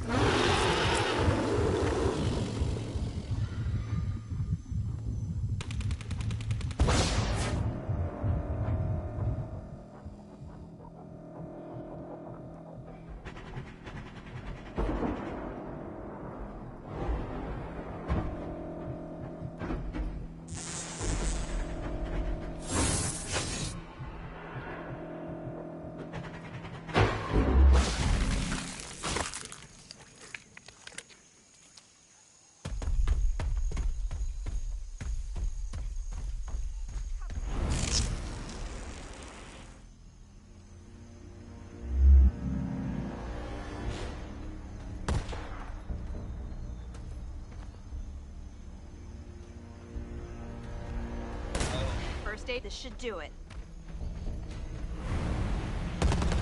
So cover me! Moving to alarm!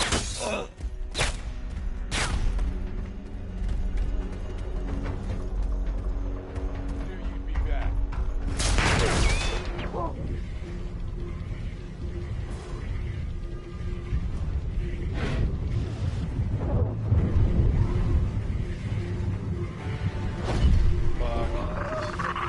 That guy's rocket launcher got me. That guy's gonna make it.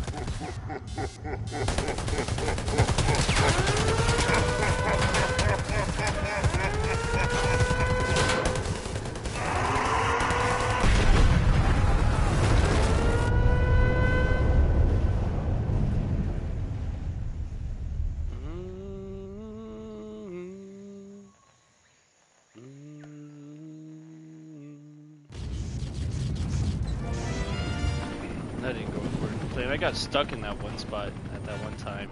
Put me into second win in the first place.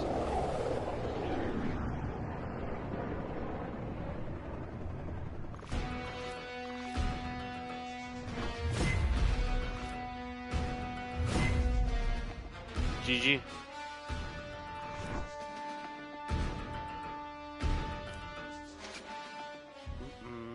That was kind of a dud match. That's alright.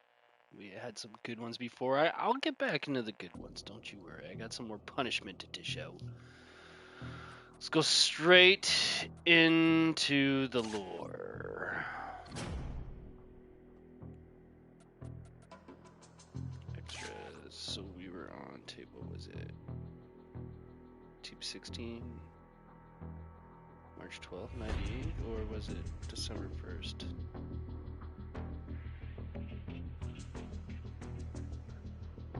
Can't remember. I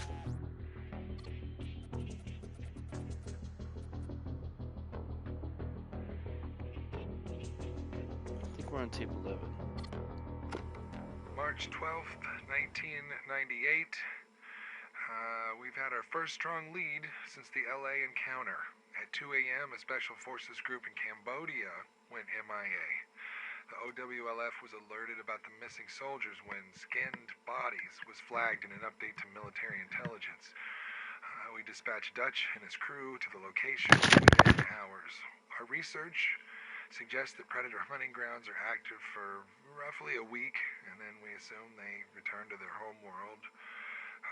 But what's worrying is that our rate of detection seems to be escalating. I mean, either we're finding more predators or they're sending more. And this is exciting, but it's also worrying. If the number of predator events is increasing, we will inevitably cross a threshold where there are too many to handle. Dutch's team is highly effective at dealing with the menace as it is now, but unless we develop an advantage, humanity isn't prepared to face predator invasion.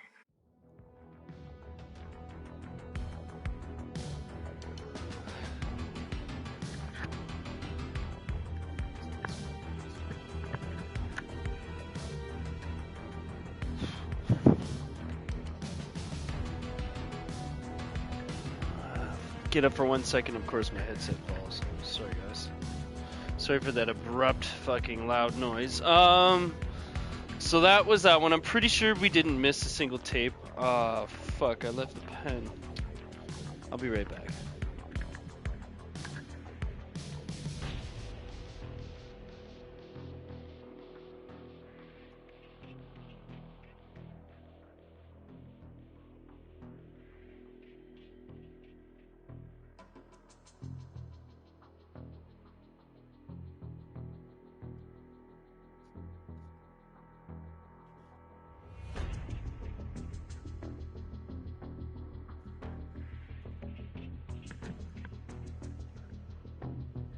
There we go. I got the pen back. All right. So I don't think we missed any of them. That was tape 11, number 16. I'm pretty sure we just watched before we left for that match tape 10 of OWLF, which we will verify. December 1st, 1997. We ran extensive genetic tests on the arm, the results of which could lead to huge medical breakthroughs. It also gave us clues to the atmospheric makeup of their homeworld and how viable it would be to sustain human life, should we ever find a way to get there. Yeah, it was the juvenile of the species. Yeah. All right. So we did watch, listen to that one. So that was tape 11, and then tape 17 of the order is OWLF tape 12. So from this tape March 12th, 1998. to this tape, We've had our first there's strong going to be a lead 3-year since gap. March 19th, 1999. Dutch's team managed to secure an intact piece of the Predator weaponry. They tracked and killed the Predator while somehow snagging its shoulder cannon before a group of elders showed up for the body exactly as it happened in LA. The elders either didn't know or didn't care the Dutch stole the gun, but goddamn, I'm glad we managed to keep it. I have the team running preliminary tests on composition and rudimentary functionality, and I'd like to get those nailed down before anyone thinks about attempting to fire it. And based on how Dutch describes it, there was a preternatural connection between the weapon and the Predator itself, which would imply advanced biometric controls. Alternatively, there could be a more direct connection with the mask. I don't know. I mean, there's so many possibilities, but only time and rigorous testing will tell. What's of paramount importance is that we don't blow ourselves up along the way. Cool. What was the date on that again? I think I bugged my dates. March 19th, 1999. March 19th, 1999. That was tape 12. Yeah, I wrote 98 for some reason. 1999. And then that wasn't a 3-year gap, it was just a 1-year gap. This is where the 3-year gap is. Sorry.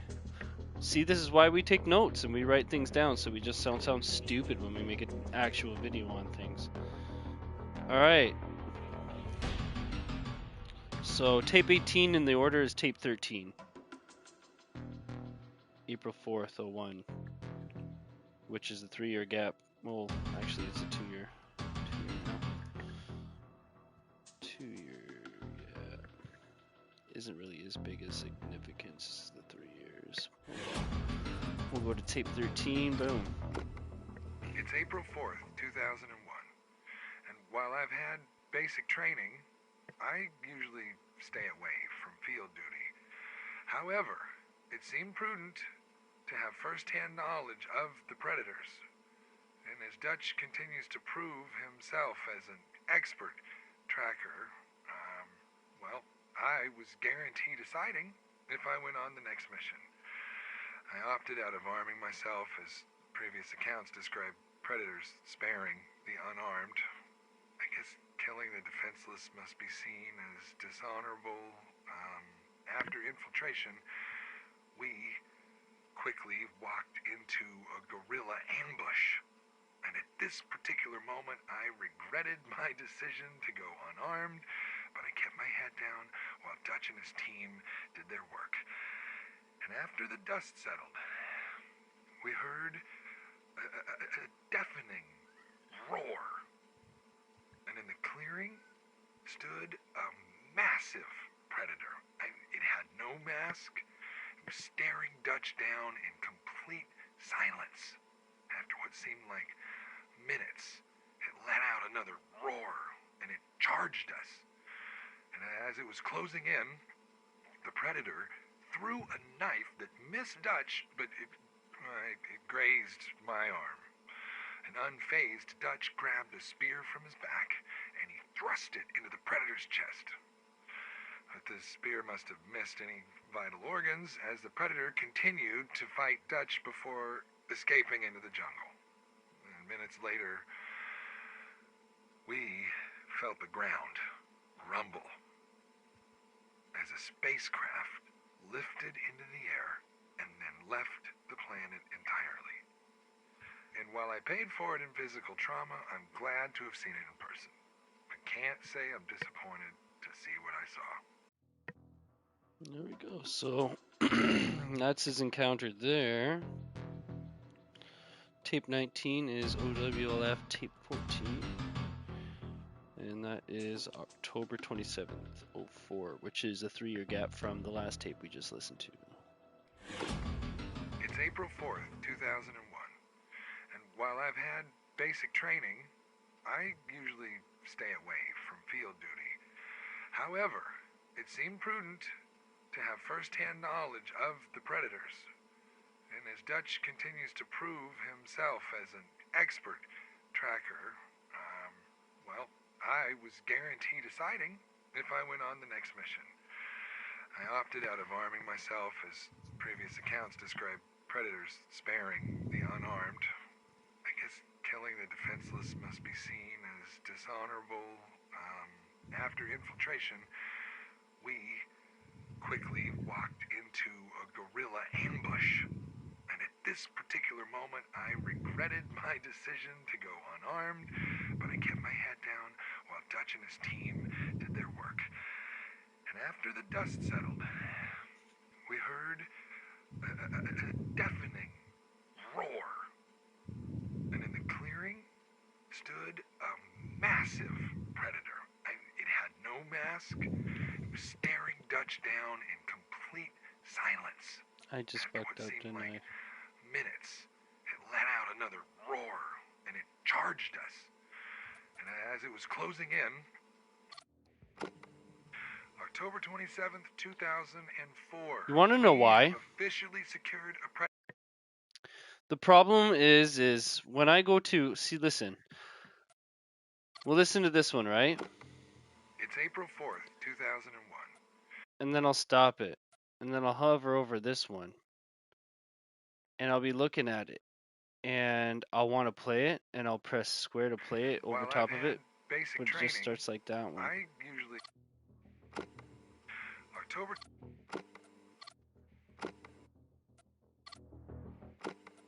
It's April... March 19th, 1999. Yeah, fuck it. I don't know how I kept messing it up, to be honest. So tape 12 we've listened to. Plasmacaster. March 19th, 1999. Dutch's team managed to secure an intact piece of the Predator weaponry. They tracked and killed the Predator while somehow snagging its shoulder cannon before a group of elders showed up for the body exactly as it happened in LA. The elders either didn't know or didn't care that Dutch stole the gun, but goddamn, I'm glad we managed to keep it. I have the team running preliminary tests on composition and rudimentary functionality, and I'd like to get those nailed down before anyone thinks about attempting to fire it. And based on how Dutch describes it, there was a preternatural connection between the weapon and the... Yeah, we heard that one. How's it been 11 minutes and no fucking match yet? So let me hear 13. March 19th, 1999. Dutch's team... It's April 4th, 2001. And while I've had basic training, I usually stay away from field duty. October 27th, 2004. We have officially secured a Predator's body. Granted, it's pretty shot up, but it'll give us a wealth of information on their biology. I considered asking Dutch's team to look into less damaging methods of subduing the Predator, but still Dutch and his team somehow achieved body exfiltration before it was intercepted or destroyed. So, while examinations of the body are ongoing, we're running parallel tests on the plasmacaster weapon. No attempts at firing had been made. So this is 3 years after the 01 tape, because it's 04. My hope is... So we'll have to listen to it again. I'll stop. It's just hard because when I'm making the video, I'm not going to be playing the match. So it pulls me out right out of what order I'm in to play the match, and then I come back and I'm like, I don't want to scribble on my notes because I haven't done the video yet. I'm just making notes, so I don't want to be like, here's where I am in the fucking note chart that I have, because that'll fuck me up for when I'm actually doing it. So It is tricky.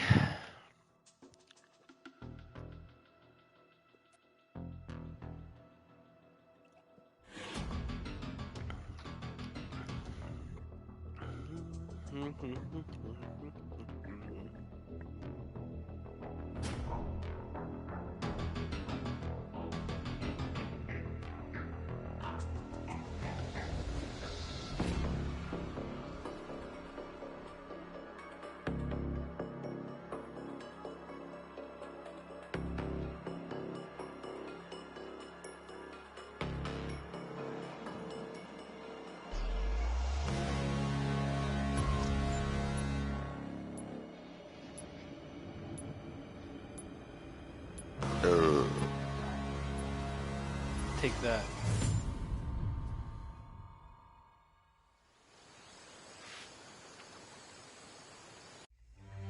Shot him a burp.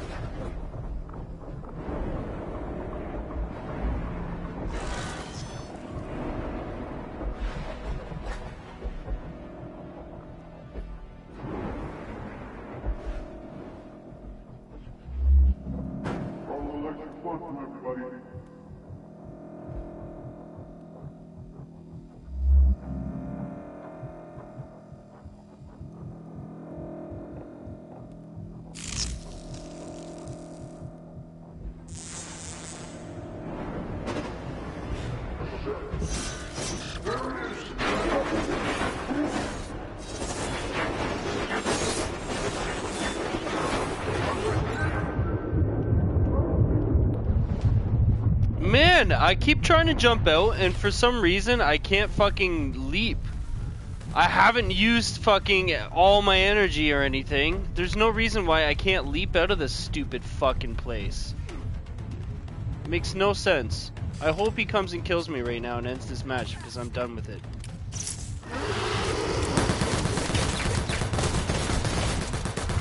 Take it out! It sounds like a bomb! Knocked off his mask! Eat that! Shit! Check it! I got him! Cover me!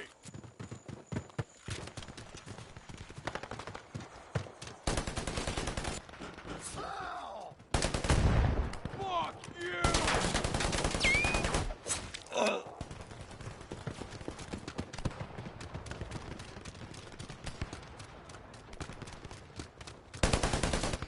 Target's inbound wearing camo!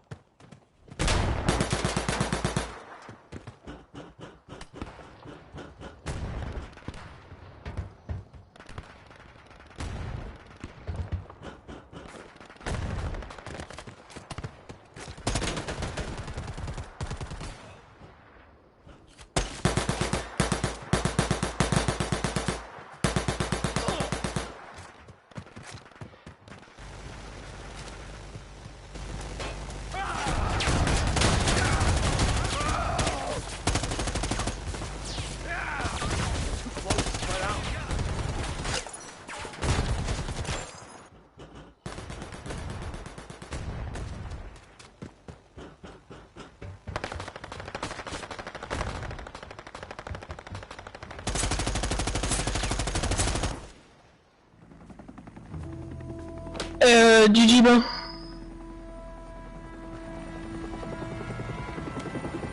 I don't get a GG back? No, because that wasn't a good game. It wasn't at all. My fucking shit won't leap. My fucking shit won't leap out of the fucking situation when I'm pushing the fucking leap button. She just stands there like a retard taking the fucking bullets like a sponge. Why? I don't fucking know. I'm pressing the fucking button and it won't fucking go. Why? I don't fucking know. I'm pressing the fucking button and it won't fucking go. I'm telling you, bro, it's pissing me the fuck off. Alright, let's listen to some more fucking bullshit. You know what? Ooh, fuck the Predator. If this title was motherfucking the Predator right now, fuck this shit. That is some stupid ass fucking bullshit to wait that long for, to push a fucking button and the effects are not fucking happening. Anyway, let me make a little bit of a magic smoky smoke, and everything will be much better. Fuck the field lockers. Fuck the lore. I'm making a magic smoky smoke. You dirty little. Hey. I didn't ask you to finish that sentence. That's not what I was gonna say. Don't be thinking those bad thoughts. I was gonna say open the door. Not the W-H-O. W-H-O. I don't even think I should finish it. You know what I'm talking about. There we go. That empty. This is ready to go.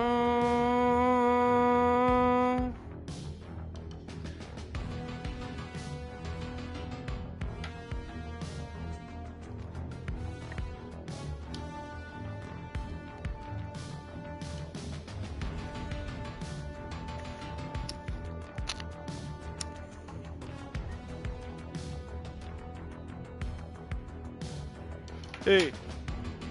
Oh, sorry. Sorry, Diallo. I just thought of...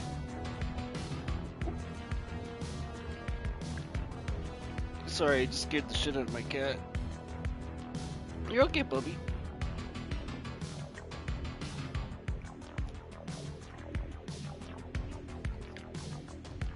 Now that I'm level 125.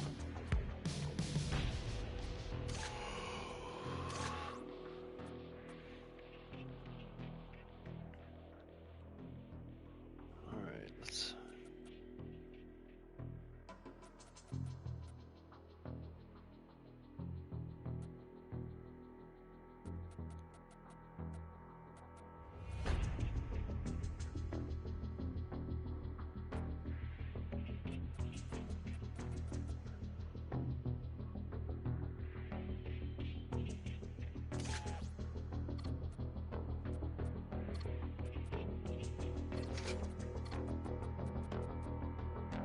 I'm 135.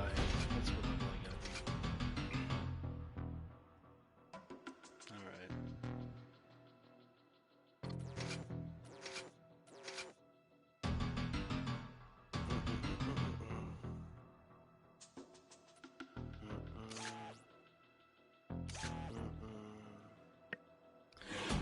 Alright, where were we? After that clusterfuck of a tape mix-up and then the stupid-ass match that followed it. Of course they would be paired together, so let's just forget about all of it. Regroup, and we were listening to tape 19 in the order.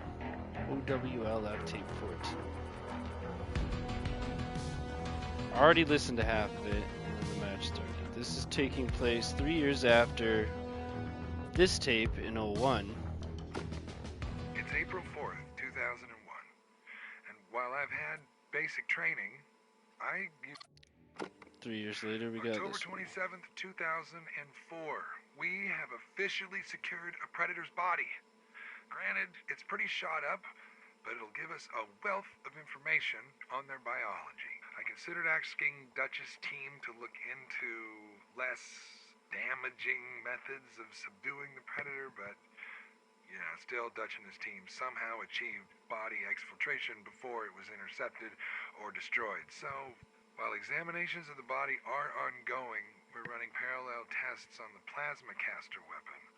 No attempts at firing it have been made, as we are still trying to figure it out, and whether or not it's functional. My hope is we can obtain more of these weapons for comparison, which would hopefully lead to replicating the technology. Having the weapon of our enemy would dramatically increase our odds in an all-out conflict. And then we have 3 years later again, tape 15 of the OWLF, July 8th, 07. July 8th, 2007. Today is the 10th anniversary of my father's death in Los Angeles. Because of his contributions to the OWLF, the very building I'm sitting in was named in his honor. Nothing stood in the way of his drive, his passion, and his desire to learn the secrets of the universe. With everything we've accomplished since his death, I'd like to think he'd be proud. And the best way to honor him now is to make sure his legacy lives on. Our team will continue to make history in the name of Peter Keyes. Alright, so that was that tape. Our next one is going to be Dutch's 6th tape, Napoleon, and this is March 3rd, 08. March 3rd, 2008. We've gotten good at killing predators. Every time we find one, we come back with more tech, more research, and the OWLF's funding goes up. Together, we have gotten stronger and more efficient. For a time, the aliens were surprisingly predictable. They had no idea that we knew so much about them. But that began to change. They sent better hunters every time. They're beginning to see us as a threat. Or we've become a more worthy prize. Maybe both.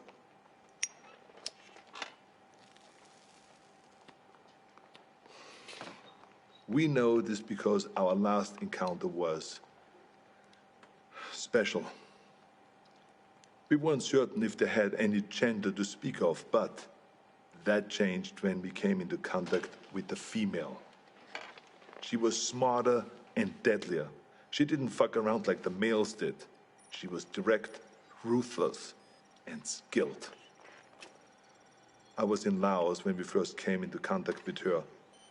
It was Valverde all over again. She didn't fuck around. Her ambush wiped out my entire team. Only this time, she got me. In a small village, I lost track of her, just long enough for her to pin me with a razor net. Pinned against the wall, razors cutting into my face. I've been fighting for so long, I was ready to die. I should be dead. Instead of making the kill, she cloaked and vanished into the jungle. The net relaxed, and I escaped with my life, and a scar to remember her by. She spared me. Only me. Like she knew who I was. I returned to the exfil. My first failed mission in a long time. Are we going about this wrong? I mean, we've learned so much. But in doing so, have we made ourselves a bigger target? I can't stop thinking about something Napoleon said. You must not fight too often with one enemy, or you will teach them all your art of war. I started this believing that we were learning how to hunt them, or maybe she let me live to just be hunted another day. We were teaching them how to hunt us. So, the scar that he's referring to would be this scar.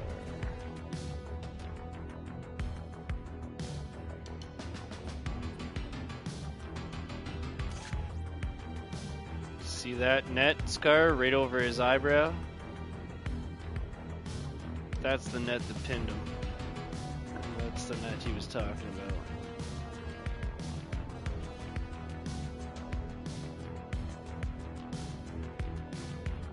It's his old self, and here's his 87 self.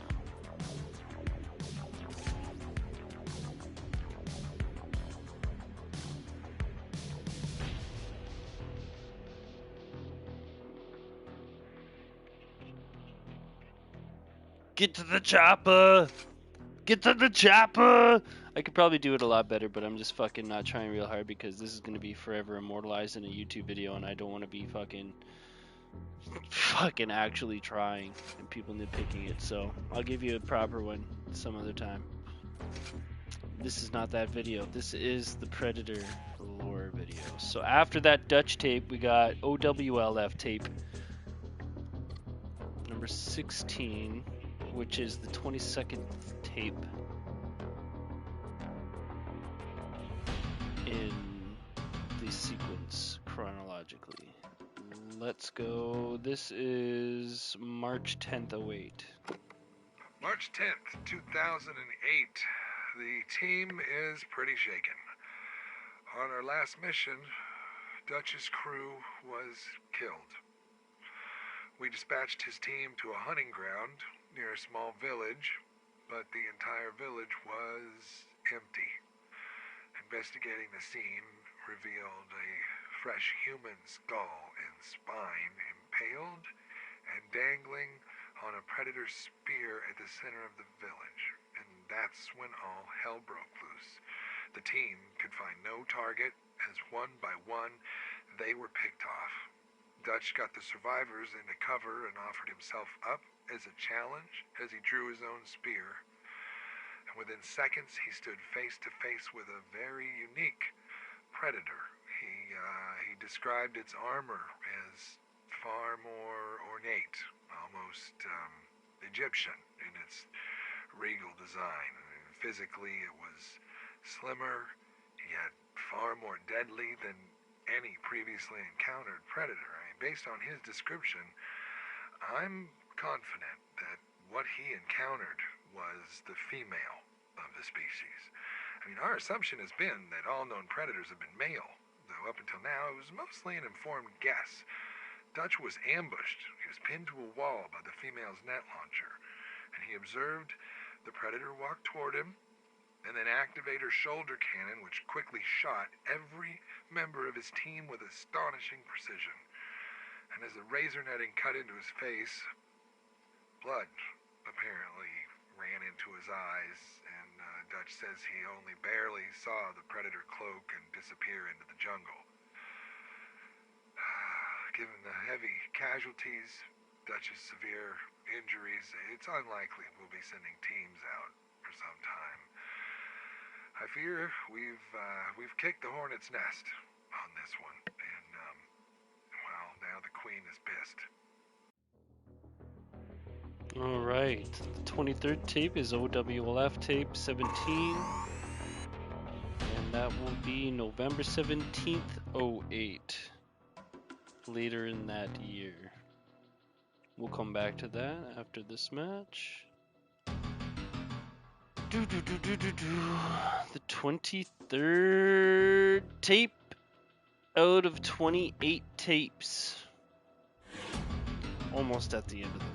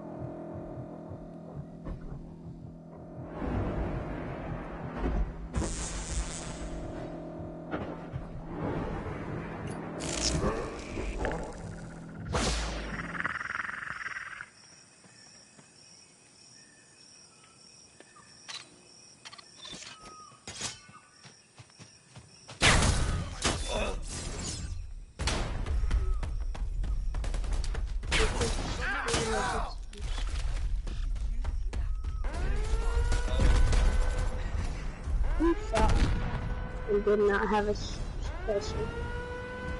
Focus on the mission. Yes, we do. Let's scan the area first. No, come on, man. Keep doing what you're doing. The weapon? Yep, I knew it. Enemy.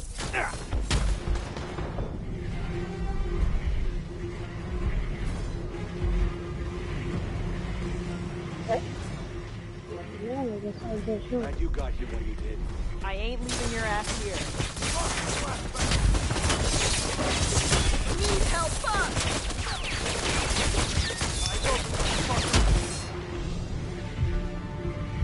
What?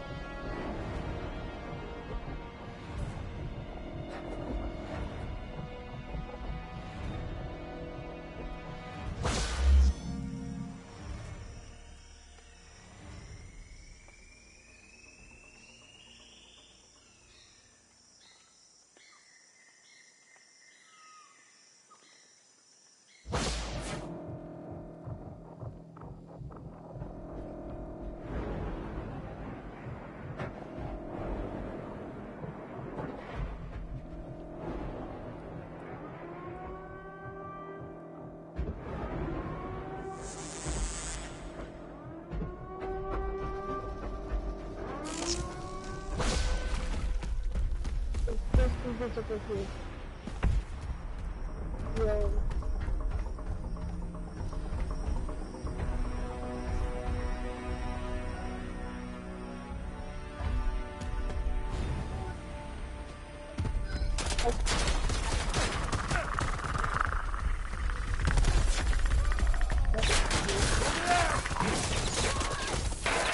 Help me out here!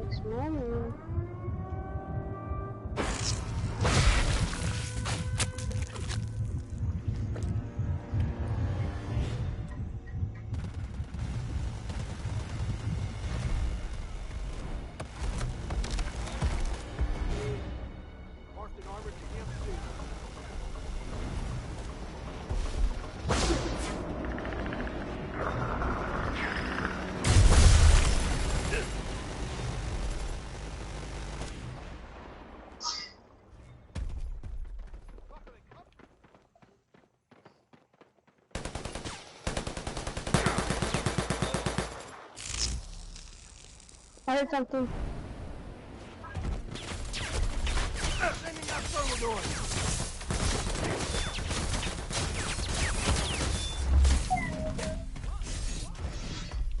Ow! Careful, asshole. Bleeding. One. You act like this is the first spot. I need to get stitched up. Look.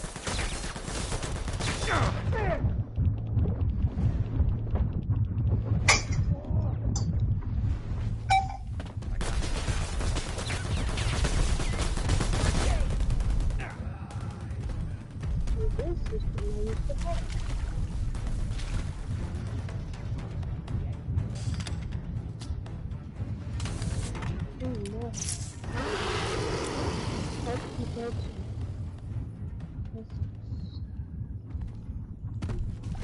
Let's just try to escape.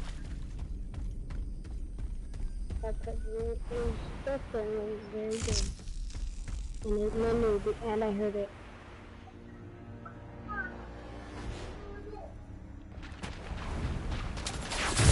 need help.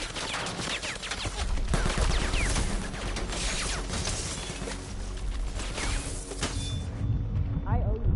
One. You got to act like this is the first spot. Yeah. That's never a good sound. Shoot the guy on my chest. It's been hit. Here, somebody run, somebody run.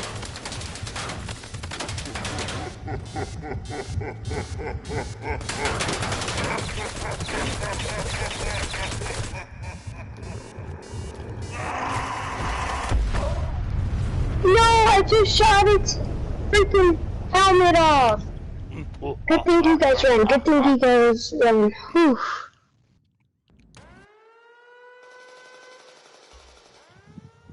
I even got the achievement. Good game.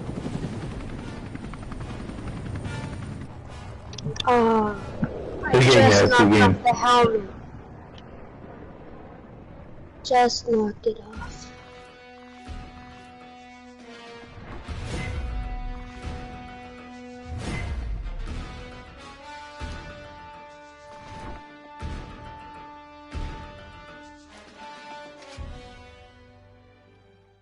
Nice, finally. Good match. All right.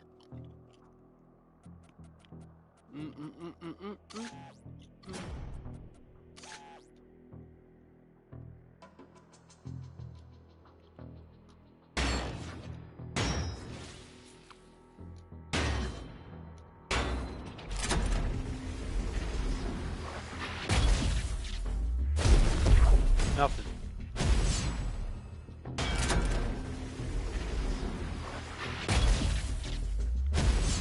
Nothing.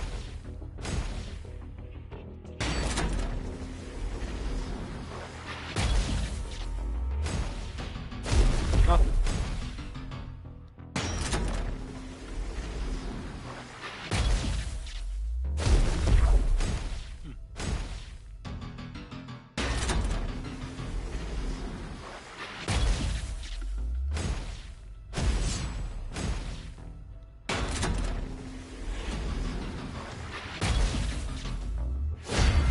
Ooh, I was hoping for a trophy. That's alright. Still welcome. I like it.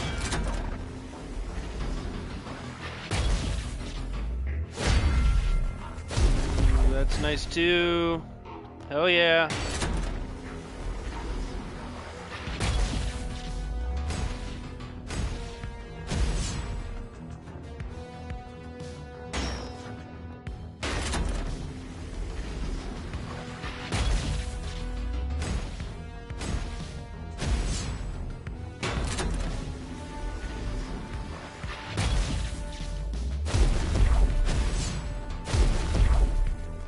That's cool, Warpaint. Pierce. Nice. Alright. Extras. Collectibles. We are on tape 23.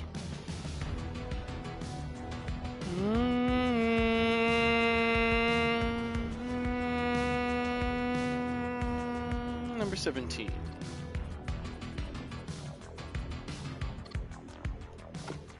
November 17th, 2008. For some time now, the medical team has been experimenting with technology devised from the Predator medical kit.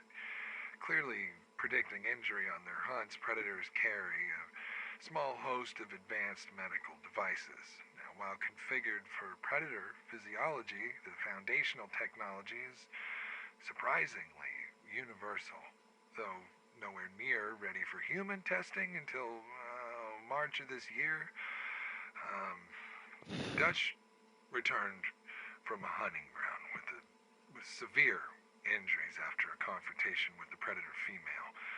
The consensus was that he wouldn't survive, but with Dutch's consent, we used a host of experimental options to stabilize his condition, including a serum containing Predator blood cells augmented with human DNA. Now, one of the factors that contributes to the Predator's long lifespan is their ability to regenerate tissue, and our hope is that this can be altered to identify human tissue as its own and repair it accordingly. So far, the serum has accelerated expected convalescence. What a man of Dutch's age should be able to heal in a year occurred in under 3 months. He will remain in quarantine and the side effects of the serum can be identified.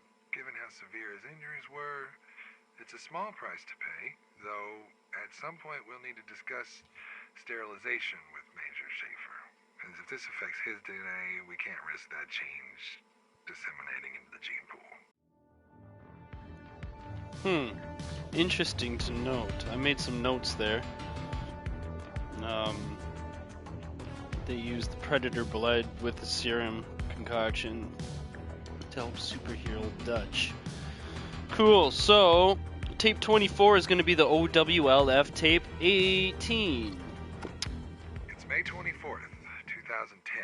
Which is 2 years later from the tape that we just listened to. So this is 2 years after Dutch just got injected. It is in quarantine with the Predator blood in his system. Things have been alarmingly calm, which is making me nervous. A short time after Dutch's brush with death, we had an energy surge that only affected the Predator equipment.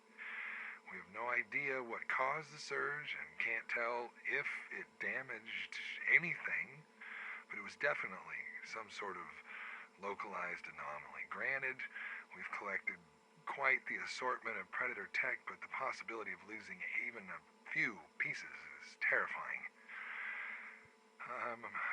I'm worried that this has something to do with the emergence of the Predator female. Are they preparing for something? I doubt they've decided to leave Earth alone. Either way, we're in a holding pattern until the next encounter, but with this Predator drought, we may be out of luck. Alright, tape 25 is OWLF tape 19, March 3rd, 2015, which is 5 years later from the tape that we just listened to. March 3rd, 2015. With Predator encounters dwindling, our funding has been adjusted accordingly. I know the other intelligence branches have been eager to get our section closed, as they're not privy to what exactly we've been doing. And they know we're in research and development, but we haven't produced any weaponry or technology that's ready for deployment, which was a major incentive for getting the OWLF established. As far as they know, we're just a bunch of UFO lunatics chasing conspiracy theories. The technology that we've recovered would suffice, but there's so much more to what we do than just harvesting weapons for conventional warfare. Regardless, I mean, it seems we'll have to bite the bullet and do what we need to do to defend humanity against the Predator threat. If we throw the government some of our lesser breakthroughs, maybe that will keep the wolf from the door. Either way, we'll need a live specimen to make further significant strides.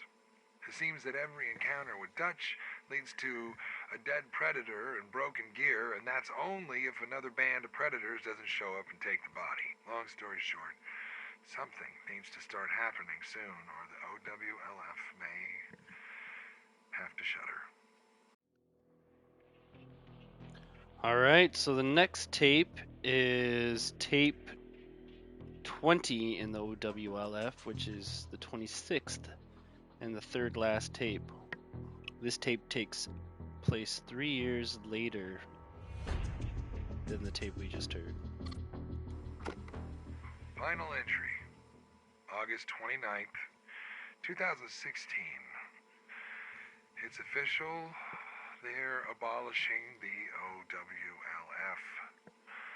In my opinion, it was a certain central agency that stuck the final knife in our back, but that's not relevant anymore.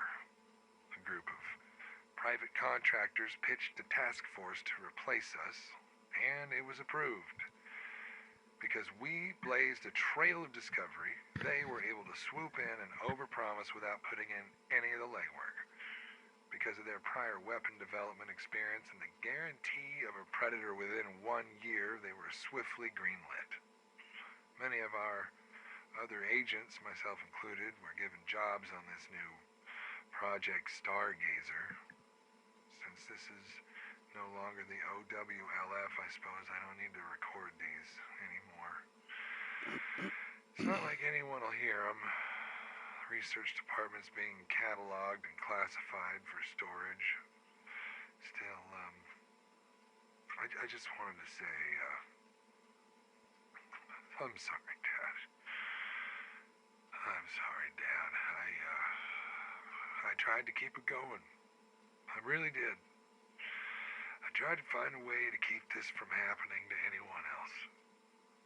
But it was too much.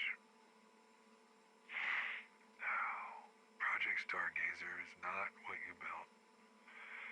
But I will make sure I bring your vision with me. Fortunately, Dutch managed to stay out of our official works, but I'm sure I'll be hearing from him soon.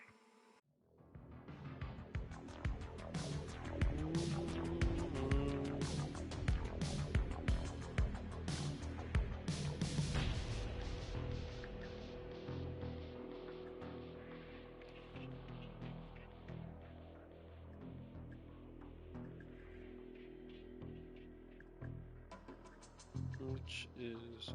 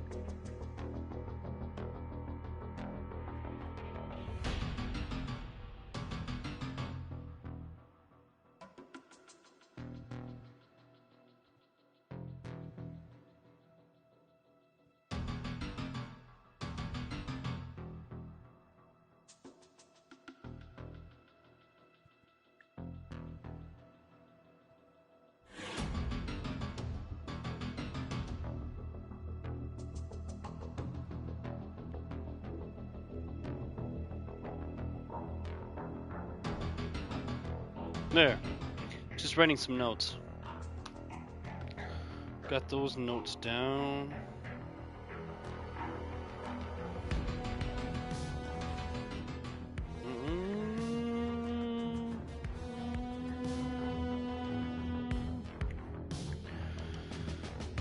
Alright, so we got some notes in there. It's gonna be much needed. I'm gonna have to find a point to inject them in when I play all of them in order.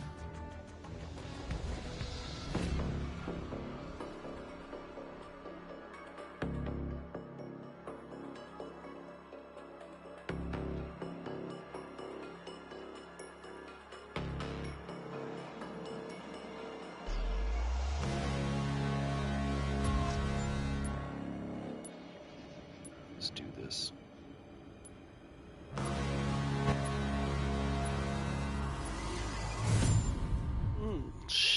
Shit! That hurt.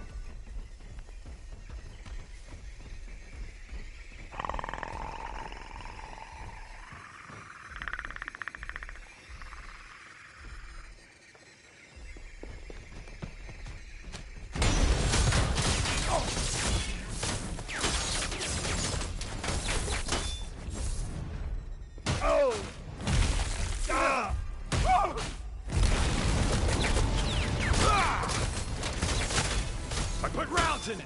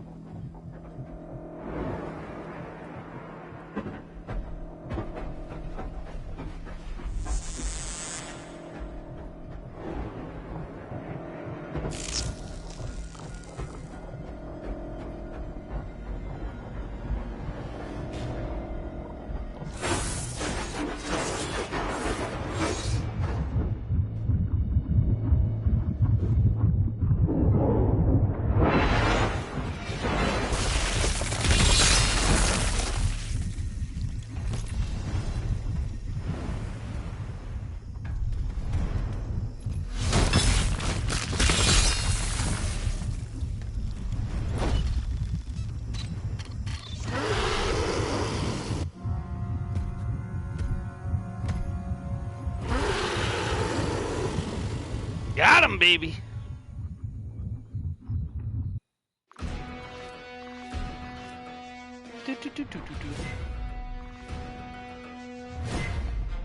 Wow, I'm looking at my stream and the quality's actually better too after getting this hard drive, and all of the games are on it instead of the. It just looks better. GG.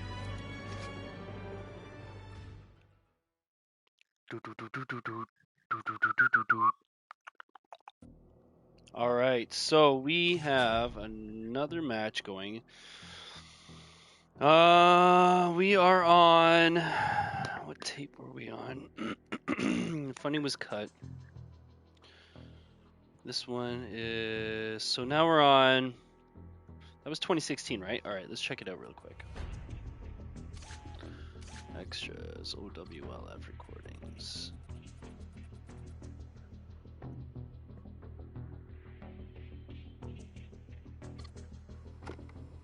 Final entry, August 29th, 2016.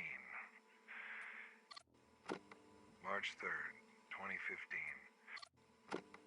It's It's May 24th. All right, so yeah, we've listened to that one. So after he said Project Stargazer is now in the vicinity, he's no longer part of OWLF, and he doesn't know why he's making the tapes anymore. So now we go to Dutch's second last tape, which takes place January 13th, 2019, which is 6 years after the abolishment of the OWLF. January 13th, 2019. I knew that the Predator's deployment to Earth would make it impossible to keep all of this a secret. Sooner or later there would be another player on the board. I'd hoped that it would be another agency, one that understood and respected the threat. Project Stargazer. Our initial intelligence on Stargazer was that they were capable, funded, but inexperienced. But they were smart. They took the OWLF's funding and got it shut down. Everyone we could identify in their group was a disavowed member of another agency, including the OWLF. Lacking strong leadership and a clear directive, they were sloppy and arrogant. They were aware of the Predator's threat, and while they had many of the pieces, they struggled to see the bigger picture. Stargazer was so far behind that we didn't see them as a threat until the event in Mexico. The recovered Predator escape pod was an extraordinary find for Stargazer, but the death toll was a heavy price to pay for taking a Predator captive. My task force has many directives, but one of the most primary is we do not take captives. Retrieve technology, corpses, and other intelligence. But there's no value in a live Predator, only liability. The enemy does not want peace. The enemy does not negotiate. Its only drive on Earth is to hunt. What we might learn from a captive Predator would never be worth the risk to our people. Stargazer didn't learn from their mistakes, and the technology they've recovered has only made them cocky. When the government cut ties to the agency, it should have shuttered their project permanently, but they only shifted their goals. Guerrilla factions and private military companies are being contracted by Stargazer to set up bases and equipment in locations that we have identified as ideal hunting grounds. We believe that the former intelligence project is setting itself up to be a fully independent dealer of otherworldly arms. This is the worst-case scenario.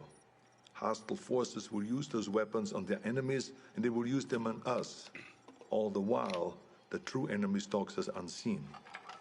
It's a distraction mankind can't afford. Stargazer would have to be dealt with. So, that is the second last tape of our series. Our final entry comes from Dutch in the year 2025. There's no... Oh, sorry, it's a 3-year gap from the last tape of OWLF to the 2019, sorry, and then 6 years from... I'm just reading notes quickly and doing other things at the same time. 6-year gap from 2019 to 2025. So that was 6 years ago.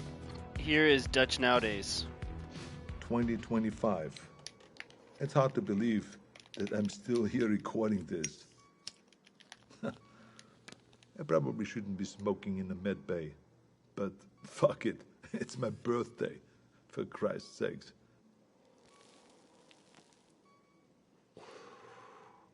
I turned 78 today, but I'm out there hunting. I should be retired. I should be doing anything but this. My life shouldn't be possible. But the very thing that I hunt, that hunts me, is what's keeping me alive. As we began to understand the Predator's technology, we started to use it. A fight with a Predator female went bad, and I was critically wounded. Dying, I agreed to experimentation. It worked. It worked so well that the cells in my body stopped aging. pushing 80 now. I'm fighting like a man in his 40s. It's not the only experiment that I've been part of. I'm deadlier now than I was in Valverde.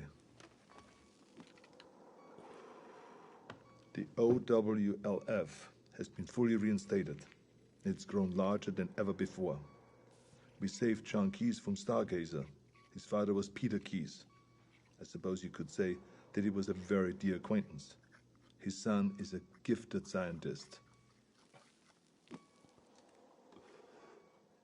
I worry about the future. The Earth is seeing unprecedented rise in heat and war. As the climate changes and the temperatures go up, more and more countries are becoming hunting grounds. We've killed so many of their kind, but they only send more. The number of events that we've witnessed has increased threefold in 10 years. We have made an impression on them, but not like we had hoped. We wanted to show them that we weren't prey, to deter them from ever sending another hunter to our world. We sent a warning, but they took it as a challenge. I fear we have made things worse. If the predators ever decide that we've grown too bold, I have no doubt that they could burn the Earth and all of humanity with it. My only hope is that while they waste their time on sport, we can rise up together and stand against them as a species. Until then, we keep moving, we keep hunting, and we keep our eyes open.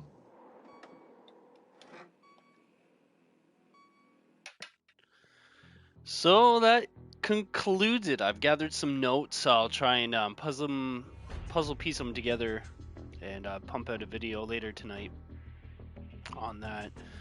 I'll have to re-listen to them in order again and then commentate over it so it's like a proper little video for the best that I could do with PlayStation Shout. So cool.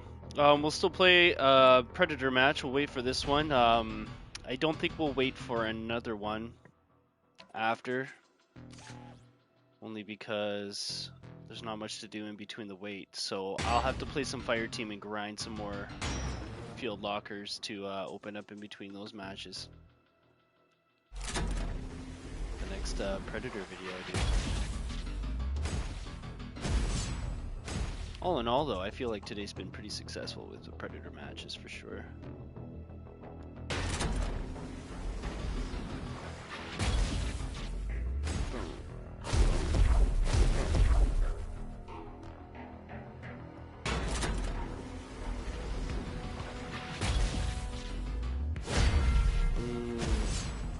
Nice. Nice. I like that shader. Aurora? I like that shader. The Aurora shader is awesome. It like glistens like a rain. It's like gasoline. Aurora shader, where are you? I really want a trophy. Give me a frickin' trophy. Berserker skin pattern. Oops. Give me a Predator trophy. I want a skull.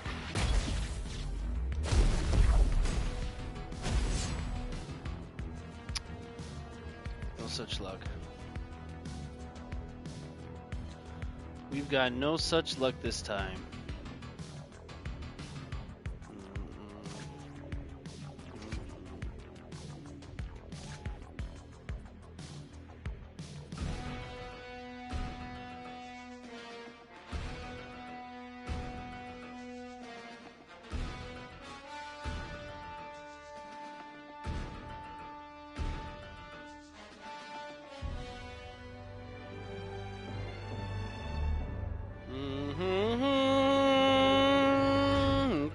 There's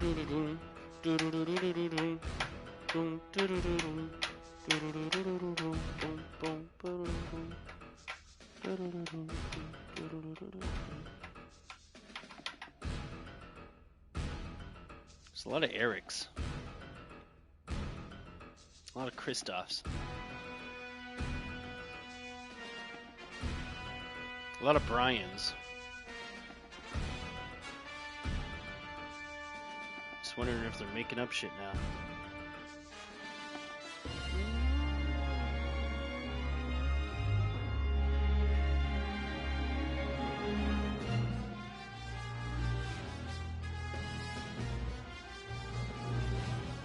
Alicia Marie.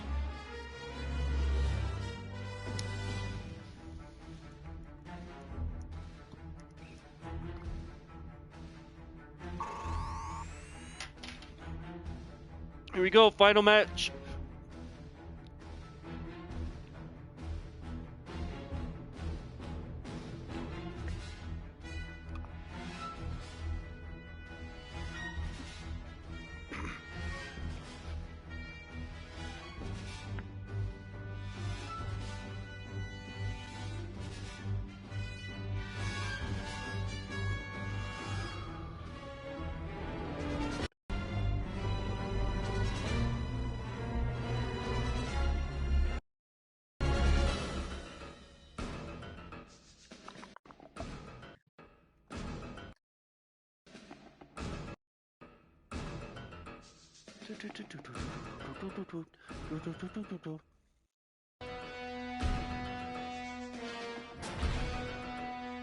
Are you ready?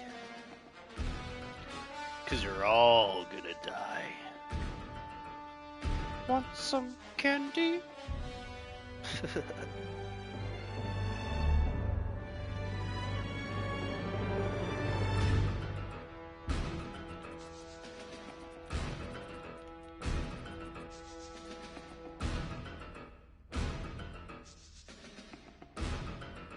Alright, let's do this.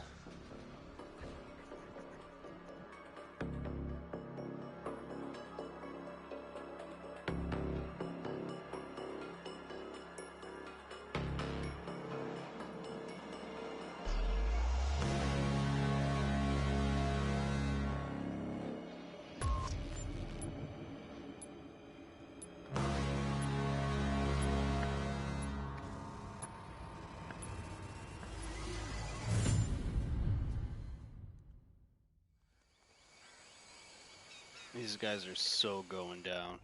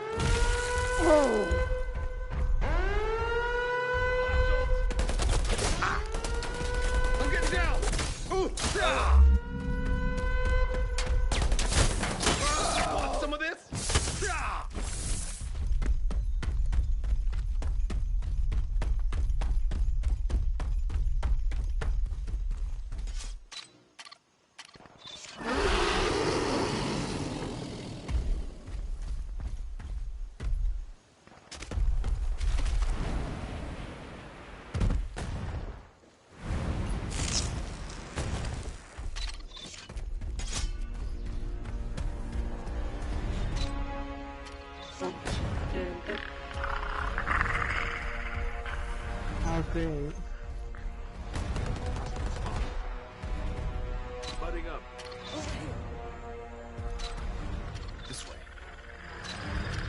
over here and help me.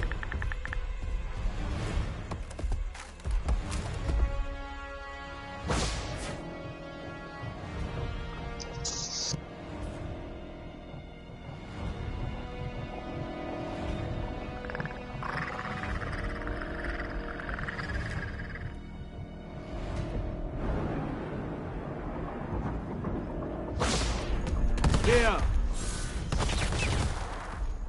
I see you. Steady. Down.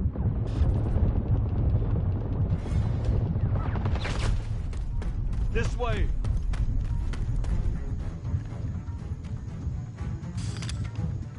Thanks, soldier. I've got you.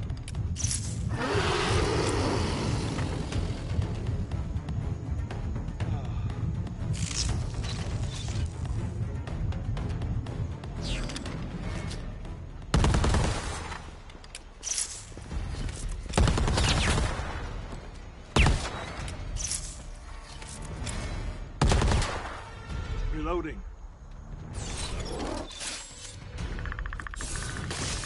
Over here.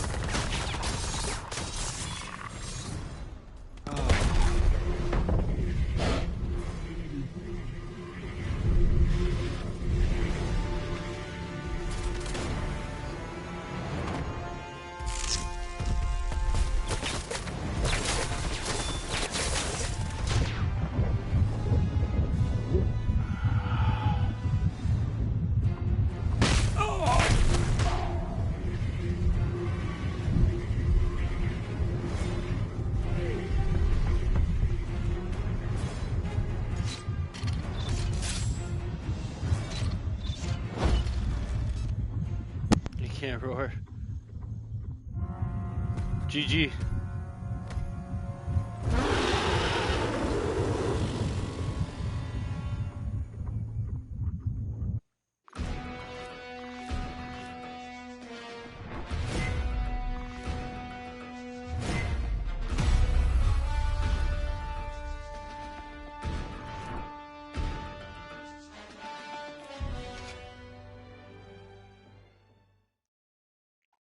Nice. Sweet. All right, I'm going to end the Predator video here. For those of you watching the stream, I'm going to jump over and do some Fire Team in a moment, and then I'll do my tape video later. So thank you all for watching. I hope you had a blast watching the lore and seeing exactly what happened in chronological order throughout this game's history. And I guess really the Predator franchise as the collective knowledge has been written, and they've collected so far. So that's as much as OWLF knows on the matter, and Dutch combined. So I hope you had fun. I had a blast playing it. Thank you to everybody who subscribed. You know, you guys mean the world to me, and thank you everybody that liked. You too. You know, it helps spread the word and everything like that. So thanks a bunch. I'll see you guys in the next Predator video, or if you're following the stream, in the Fire Team. I'll see you guys in a moment. Catch you later.